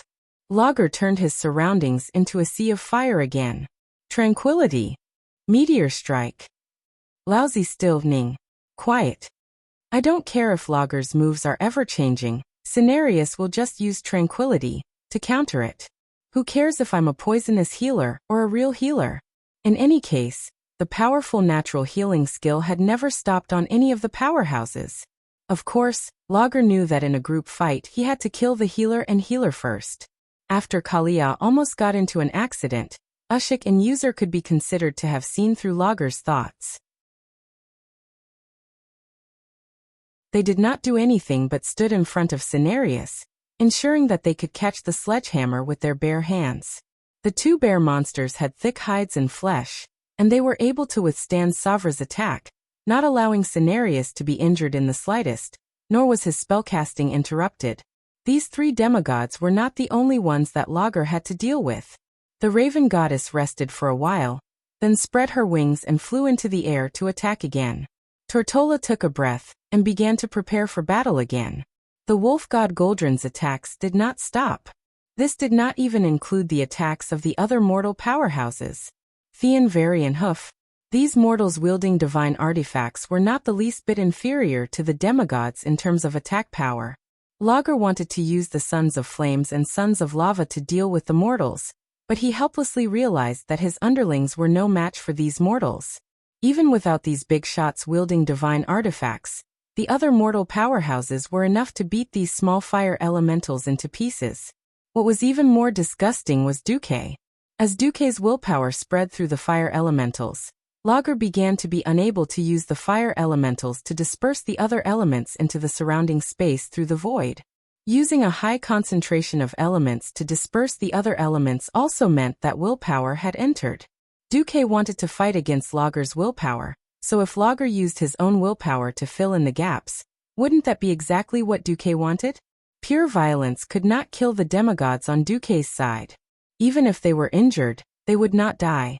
After a short while, even if they were on the verge of death, they would revive on the spot and continue to fight Lager. Lager felt a little powerless to fight for the control of the elements. As Lager's control over the fire elementals decreased, Cenarius, who rarely used spells other than the nature element, began to use ice element spells. As the leader of the nature element, Cenarius did not only know nature element spells. In fact, he could use many spells that were beneficial to the natural world.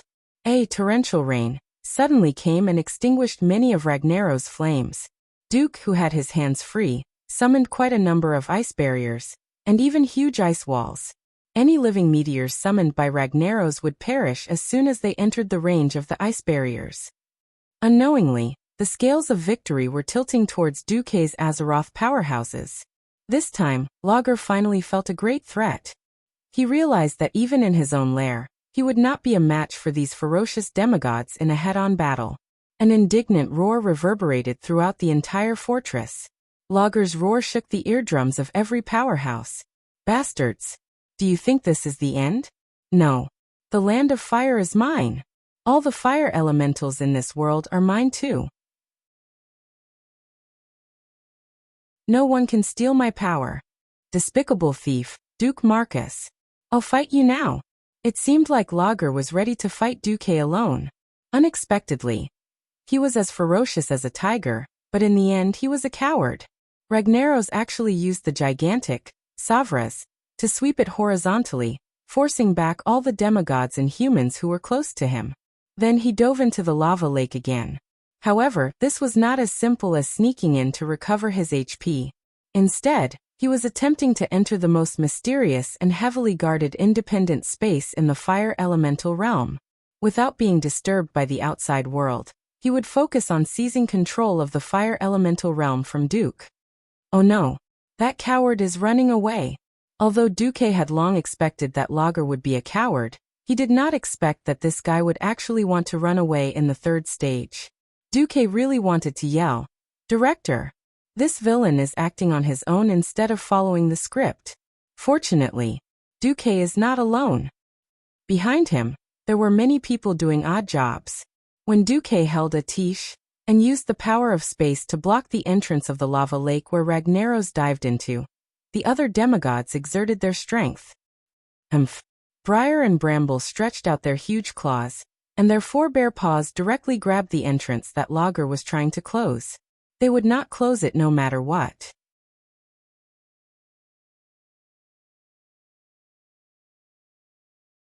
Chapter 1826. Good job. Cenarius waved his hands and made a fishing gesture. A thick vine appeared out of thin air and flew into the middle of the lava lake.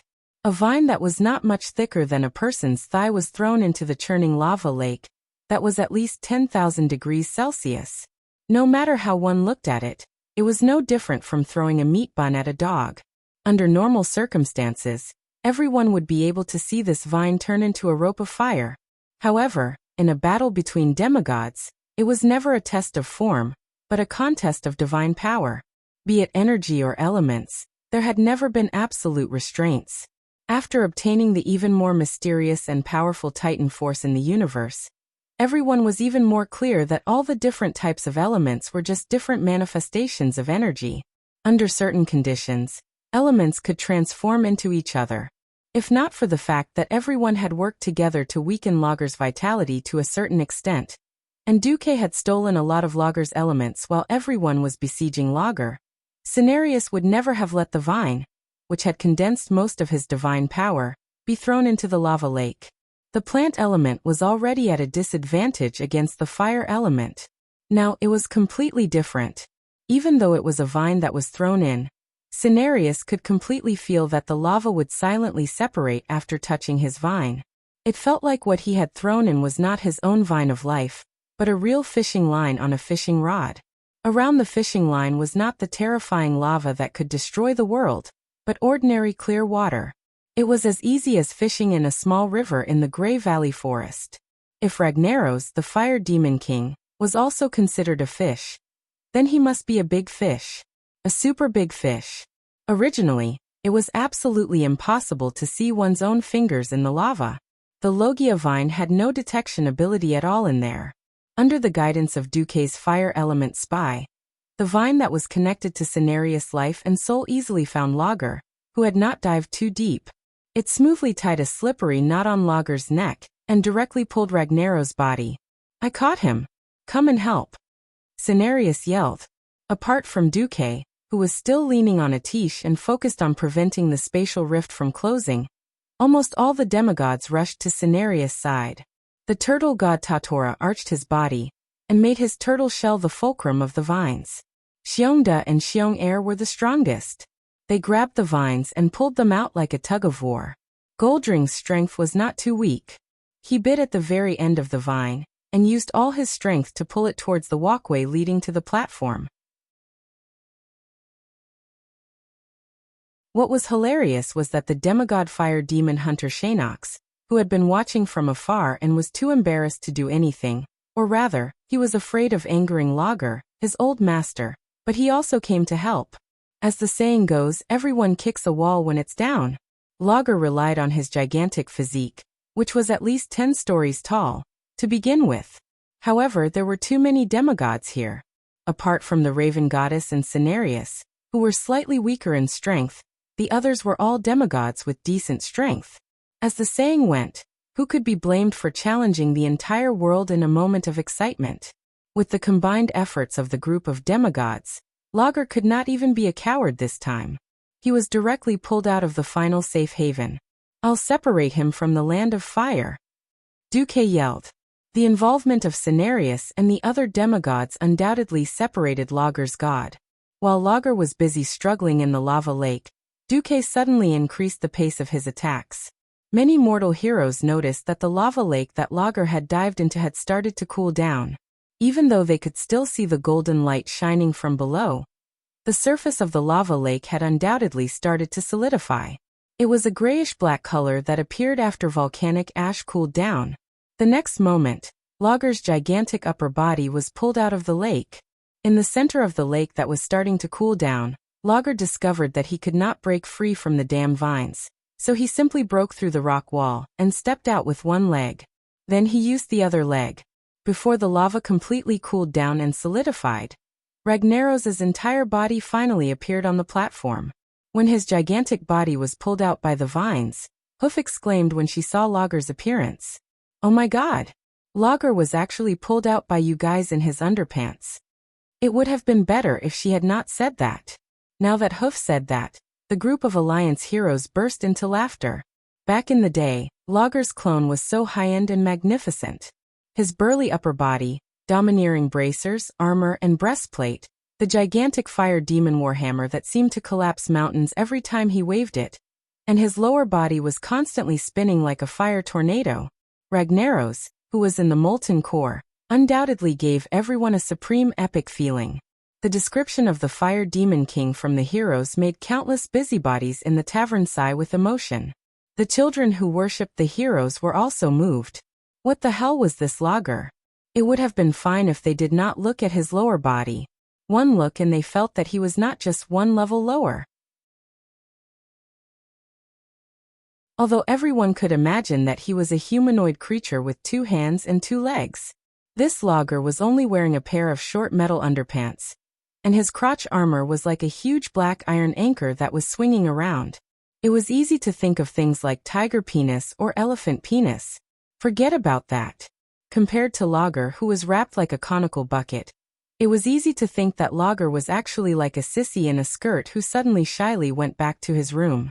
Originally, he thought that the room was too hot, and in order to cool down, he only wore underpants and wandered around his room. It was at this moment that a bunch of unromantic bastards grabbed him out of his little nest and wanted to beat him up. This was really out of character. You've angered me. You've really angered me. I'll come out now and crush all of you into ashes. Logger's threat might sound powerful the first time, but after hearing it for a while, it sounded like the laments of a defeated dog. At some point, the mortal heroes had already started to surround him and sneer. All the demigods were even more eager to fight.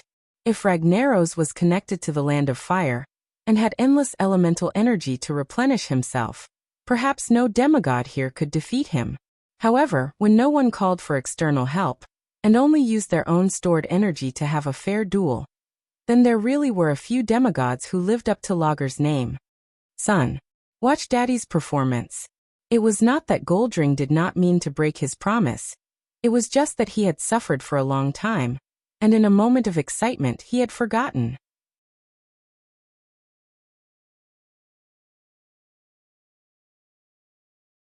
Chapter 1827. It had to be said that the wolf god's all-out attack was quite ferocious. At least in the first round, Logger could not keep up with Goldring's speed at all. Whoosh, whoosh, whoosh. Dozens of claw shadows tore through the air and quickly streaked across the void, imprinting themselves on Logger's huge body and causing him considerable damage. Ragnaros was not an earth elemental giant, and he did not have a body that could knock the teeth out of dragons. Other than the few metal armor on his body, Logger was dressed like a berserker.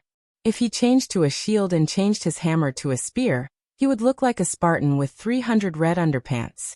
In a rage, Logger swung his hammer at Goldring.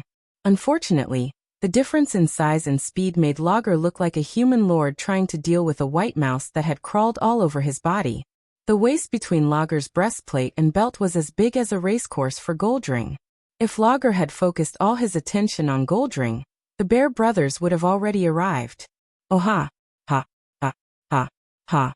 2 pairs of bear paws flew up and down, each of them able to hit a large patch of lava from Logger's waist. When Logger tried to send these 2 huge opponents flying with a sweep, it was tortoise god Totora's turn to face his hammer. When he released a large-scale fire spell, it was Duque and Iwina's long-range attacks. Iwina's attack power was limited, and could only be considered a nuisance at most. Duque, the thief who had stolen the origin of fire, was the one who was aggressive. Just think about it. Even Cenarius had started casting frost spells. How could Duque, the demigod of the weave, not attack? A terrifying icicle large enough to make Orgrimmar the main beam of the Great Hall of the Great Chieftain appeared out of thin air and stabbed straight at Logger. The 15-meter-long icicle was sharp at the front and thick at the back. It was a fatal nail. Logger could imagine that if he was stabbed by this icicle, he would be in big trouble. The icicle contained terrifying frost elements, and he felt as if Duque had forcefully compressed an entire iceberg into this icicle. Meteor. He could no longer care about anything else. A huge fiery meteor suddenly solidified in midair. With extreme precision, it struck Duque's icicle from above. A victorious smile appeared on Duque's face. I'm not afraid that you won't fight back. I'm only afraid that you won't accept my challenge. To condense a fireball, one needed to inject willpower. Duque was such a scoundrel. As soon as Logger put his will in, Duque's willpower would follow. The 2 wills launched a fierce attack in the air in a way that mortals couldn't see. One side was furious. One side was a grindstone made of flesh and blood. It spun continuously like a tornado, grinding away at Lager's willpower. Lager was a veteran demigod, and the only master of the fire elemental realm for tens of thousands of years. His strength was unquestionable. Unfortunately, as the saying goes, 2 fists are no match for 4 hands. The icicles that Duque threw at him were enough to keep Ragnaros busy.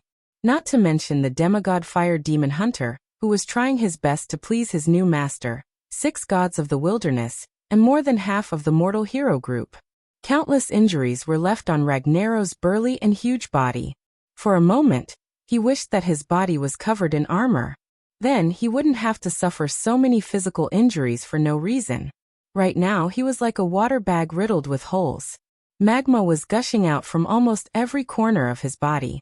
In the past, the magma was just a part of his body that he constantly replaced. Now, it was his life force that would never return. Duque Marcus. Ragnaros let out the loudest roar since the start of the battle. He raised his Savra's warhammer high and bent his body backward. He didn't even notice that the middle finger of his naturally extended left hand was bitten off by Goldring. Lager was going all out. Right at this moment, the space that was filled with red and yellow was dyed with a more dazzling golden line. Duque disappeared. A mage's most common spell was Flash. For 99% of the mages in the world, Flash was only a spell used for escaping. Even after Duque transmigrated, it had been like this for a long time. This time it was a little different. Between the afterimage that he left at the place where he used Flash and the figure that appeared in the air behind Lager after he flashed, there was a thin golden line connecting the afterimage and the body. Only the top demigods who paid the most attention to the overall situation would notice that there was a hole in Lager's seemingly thick and hard black metal breastplate. A hole that could allow a human to pass through.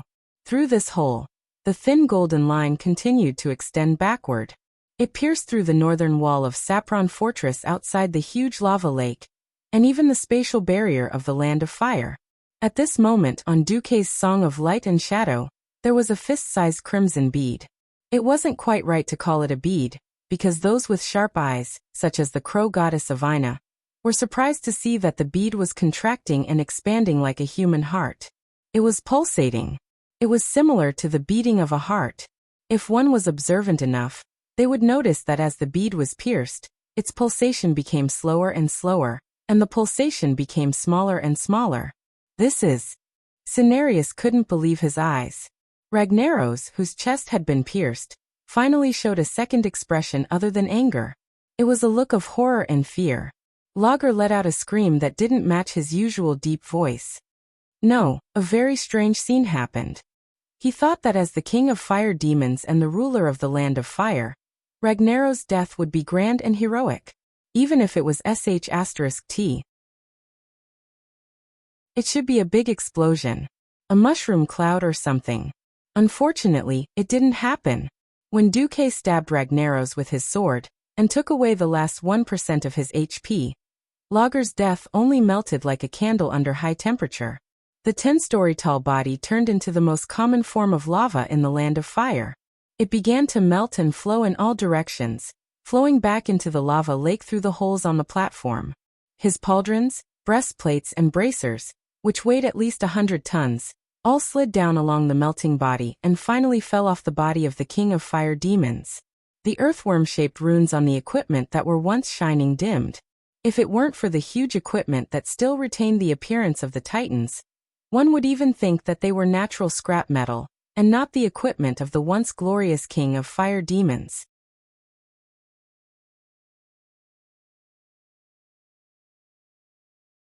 Chapter 1828. To the veterans of the hero team, oh the veteran team members, this was just another feat worthy of praise by the Great Alliance hero team. At least this time, the bard in the tavern could officially change the killing of Lager's clone from 10 years ago to killing the fire demon king. The wilderness demigods who were working with the hero team for the first time could not help but open their mouths wide. They did not seem to believe that Lager was killed just like that. Looking at the flame bead that was probably the core of Lager's soul on the divine weapon rapier, Cenarius still did not seem to believe it. Ragnaros has been completely destroyed. A ball of flames suddenly spewed out from under the platform, giving everyone a fright.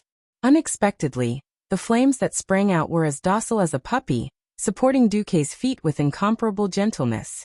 Duque took the opportunity to sit back, and the pillar of flames suddenly transformed in less than a tenth of a second, becoming a pure flame throne. A brand new crown formed by the purest fire elements was crowned on Duque's forehead. Sitting on the brand new flame throne, Duque used his divine will, and the throne made a gorgeous turn on its own. Duque was now facing his companions who had come to challenge Lager, as well as the demigods. Every powerhouse could not help but purse their lips or move their lips, quietly waiting for Duque to speak. Duque tilted his head thoughtfully, because both he and the other existences heard a funny voice. No. You can't destroy me. I am the eternal king of fire. I am the terminator of all things in the world. Duque put Atish back into the space storage bag and used his free left hand to pluck the flame bead that had not completely stopped beating. One could feel the violent wrath of thousands of vengeful spirits gathering on it. It was an irrepentant irritation. It was an eternal roar. Duque's lips curled into a smile. Yes. Very good. As expected, this is the real Fire Demon King. I'll be very disappointed if you suddenly admit defeat at the very end. Duque looked into the eyes of the two fire demon leaders, and saw the desire and fear in their eyes. However, they quickly recognized their situation, and bowed their heads deeply to Duque. As traitors, all the fire demons had complicated feelings. On the one hand, they wanted Duque to completely destroy Ragnaros, so that their history of being a traitor would be completely annihilated, and no one would ever come to take revenge on them. Majordomo Executus, who was well aware of the balance of power, knew that if Duque spared Lager's life, it would be a standard imperial study. A traitor. A person who had been betrayed and surrendered. This kind of natural opposition doomed the fire demon's future to be miserable. It was not that Duque had no precedent of forcing a demigod of a foreign race to surrender. Not to mention others, the Karaji twin emperors were the best example.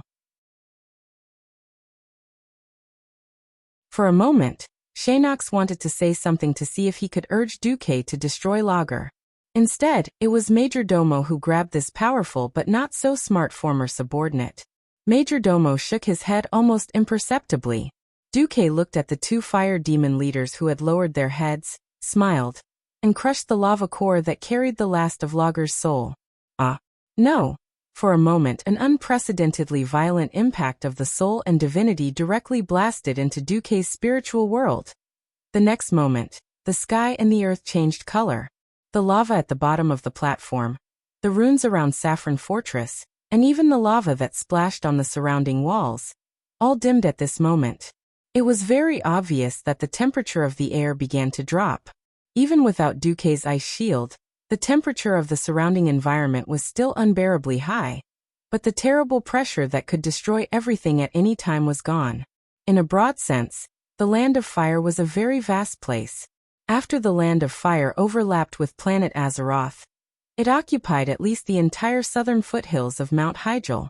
On the defense line close to the north, a large number of low-level and mid-level fire elemental creatures were crazily attacking the defense line formed by Guardian Hyjal, the Night Elves, and the Dalajan Mages.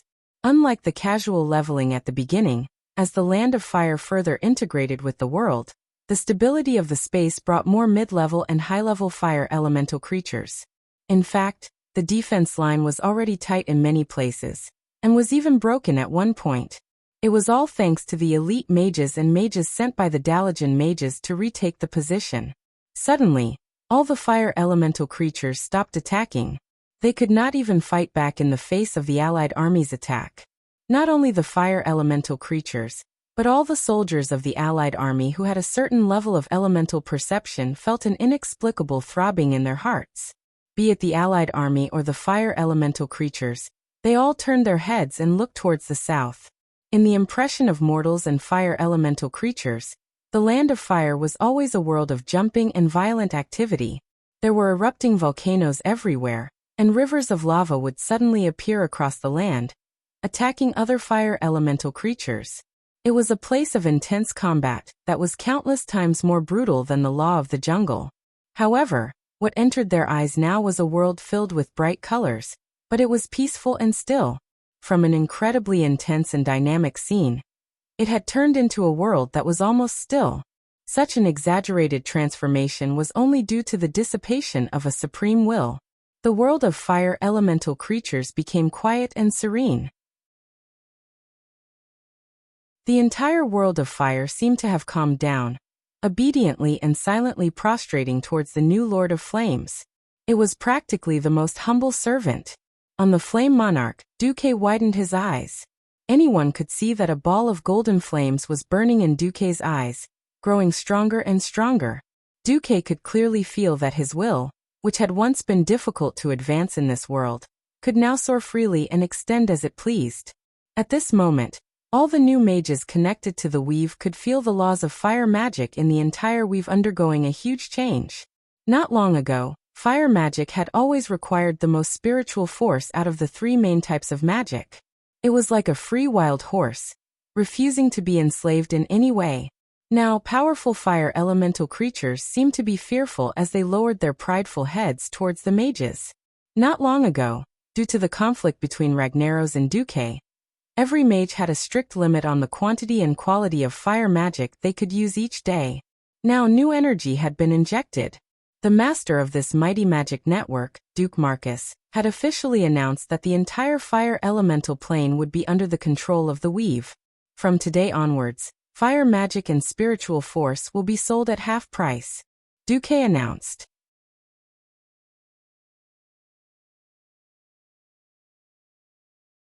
Chapter 1829. Whether it was the mages on duty far away in Northrend, the various posts in the Eastern Kingdom, or the mages at the front lines of Mount Hyjal, they all welcomed Duque's policy of having the price of mental strength for fire magic. All along, the destructive power of fire magic had been the undisputed leader among the three elements. But in this life, because Du had led a team to fight against Ragnaros' clone in the Molten Core, and created the magic net, the use of mental strength for fire magic was much higher than in history. Unfortunately, there was a limit to the number of times it could be used.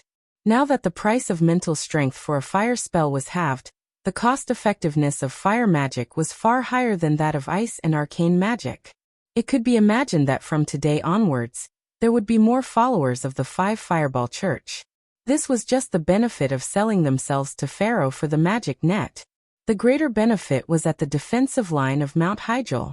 I know that the mages at the front lines have made outstanding contributions and great sacrifices in order to protect the world. As the new master of the Land of Fire, I allow you to contract these fire elemental creatures as you wish, as long as it doesn't exceed your own mental strength.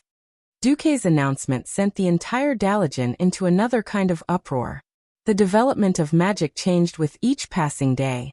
Ever since the battle at the Molten Core, the Dalajan mages led by Duque had greatly strengthened the spell, Summon Water Elemental.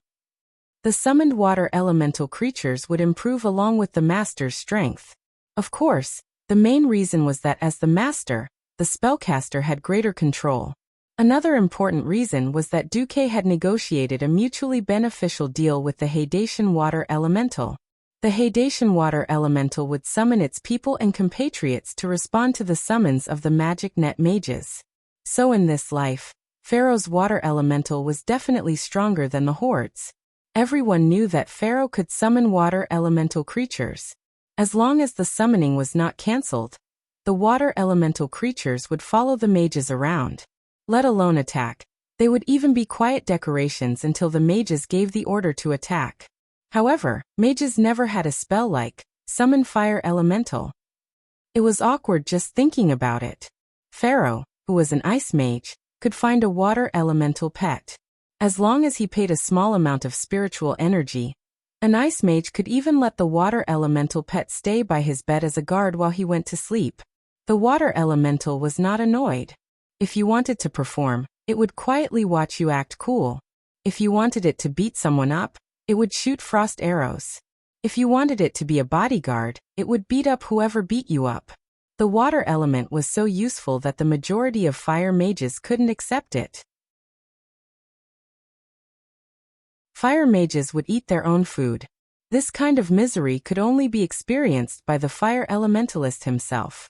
For a long period of time, be it the Alliance or the Horde, they used ice magic more than fire magic. There was no other reason. The survivability of the ice element was much stronger, and it was very useful. Now that Duque had taken control of the Land of Fire, and become the master of the fire elemental realm, the entire world of magic seemed to have been turned upside down. It wasn't that there were no fire mages who wanted to use fire elemental creatures as long-term summons. Those imaginative Dalajan pioneers even tried to enslave the summoned fire elemental creatures by imitating the warlock's method of enslaving demons. The results were terrible. Fire elemental creatures not only consumed more of Pharaoh's spiritual energy, but more importantly, fire elemental creatures were extremely irritable. If they were unhappy, they would rather self-destruct than listen to a mere mortal's orders. It was this characteristic that made enslavement of the fire elemental essence an unstable, semi-forbidden magic that made it so that I would rather perish than let you off. Of course, it wasn't that fire elemental couldn't be summoned. For example, the shamans were very good at this. Through the fire elemental totem, they could summon the fire elemental for a short period of time to help fight monsters. Short-term summons were different from long-term bodyguards. Moreover, in reality, the shaman's ability to summon fire elemental was extremely limited. They would first contact the fire elemental realm with their spiritual energy, then humbly ask for the fire elemental's help through spiritual communication. Under normal circumstances, the fire elemental totem would be effective. But the fire elemental could ignore you. This meant that the fire elemental totem in this world wasn't very effective in actual combat. Unless it was a radiant moon mage with extremely high spiritual energy, very few people would enslave the fire elemental. Even if there were people who used it, they would mostly use the fire elemental as bombs or walking self-destruct soldiers. Duque's order for the fire elemental to submit to mortals was a completely subversive move. Using their own spiritual energy to attract the fire elemental and condense it into a fireman couldn't possibly have its own will. How could the summoned fire elemental fight? Summoning elemental creatures required constant expenditure of spiritual energy, but conversely, the summoner didn't have to worry about every attack of the elemental creatures. How could one fire elemental compare to two fire elemental creatures? In previous battles, the fire elemental would be at the front while the mages would drink tea at the back. For a moment, the pharaoh at the front line of Mount Hygel was full of ideas, and all sorts of new tricks were developed almost instantly. Some people contracted 4 fire elemental creatures, and really played with 5 fireball gods. Some people contracted more than 10 inferno imps in one go and played with group fire arrows. There were also people who had designs on the molten demon hounds. What the hell? They actually contracted smaller molten demon hounds as mounts. That was so cool that others would die of envy. There was even an ice mage at the Morning Star rank who tried to contract multiple fire elemental creatures. He succeeded, and then summoned a fire elemental and a water elemental at the same time.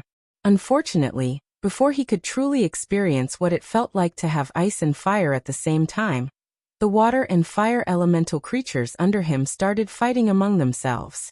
It wasn't a small fight, but a fight to the death. This was amazing. 2 mages had clearly summoned a water elemental and a fire elemental each. Even if they stood at the side, it would be fine. Why did a mage summon 2 elemental creatures of opposite attributes at the same time and start fighting? There were too many things that made the Mount Hygel defense line a little lively, and even messy.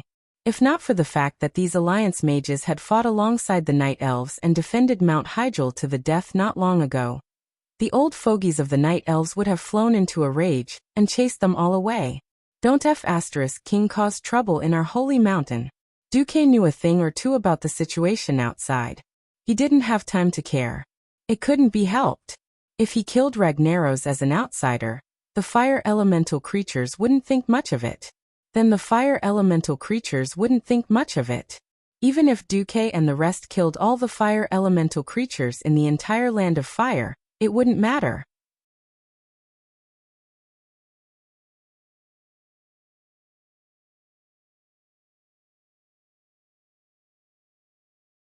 It was enormous, mysterious, and carried with it an irresistible pressure. This was the terrifying aura from the new Flame King. Duque could clearly see who the opponent was. Pyros was a lava giant. Hot lava flowed all over his body, but he lacked a rock layer that was hard enough to protect his body. However, the temperature of the fire elements on his body wasn't too high. Most importantly, Duque remembered who he was. He was the son of Lord Leolis, who had just been killed, and was commonly known as left and right legs by the players. Duque, who was sitting on the flame throne, had a contemptuous smile on his face. Indeed, a family should be neat and tidy, right? His father's corpse hasn't even turned cold, and it's his son's turn soon. This sentence caused the Alliance powerhouses and demigods who were watching this scene from the huge flame screen to reveal a playful smile. Duque flicked his finger, and a huge flaming tornado appeared above Pyro's head. In less than 3 seconds, this huge flaming tornado compressed a massive amount of fire elements at an extremely high intensity.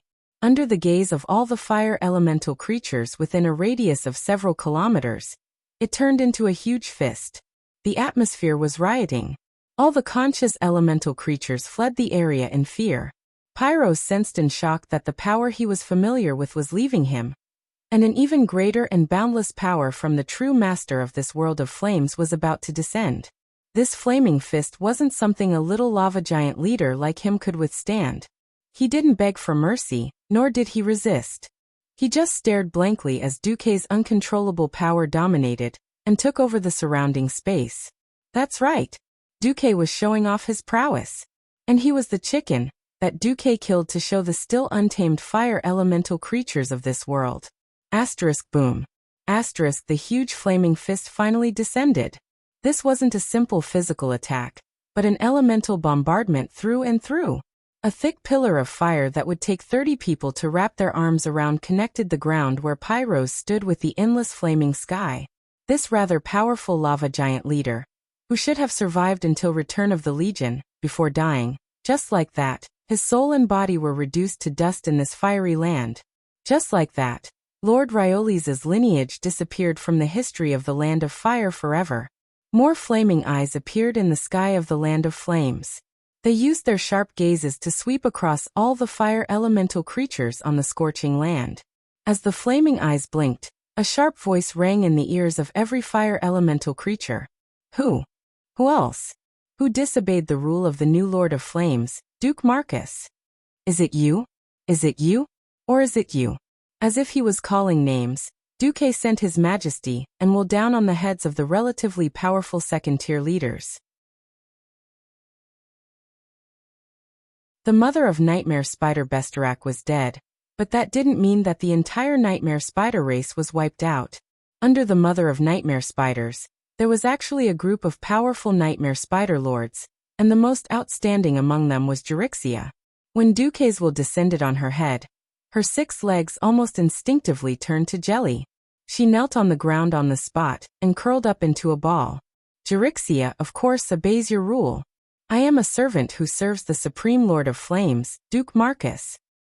Very good. Duque's voice came from the flaming eyes. As a powerful Nightmare Spider who obeys me, I grant you the title of Nightmare Spider Mother. But there are other powerful Nightmare Spider Lords. Her grievance only lasted for a second. Suddenly, within a few kilometers of her territory, 5 or 6 miserable screams came at the same time. Those were the final cries of the Spider Mother, who was at the same level as her. Enemies who used to be at the same level as her were instantly turned into ashes. The new Lord of Flames, Duque, was actually so powerful. You're tuning in to the Lime's Wuxia Whispers YouTube channel. We're so grateful for your support, and don't forget to subscribe to join us on this incredible journey through captivating stories. Your generosity through donations truly makes a world of difference, as it's the primary source of revenue that allows me to expand and enhance this channel for you. Thank you from the bottom of my heart for being a part of this adventure.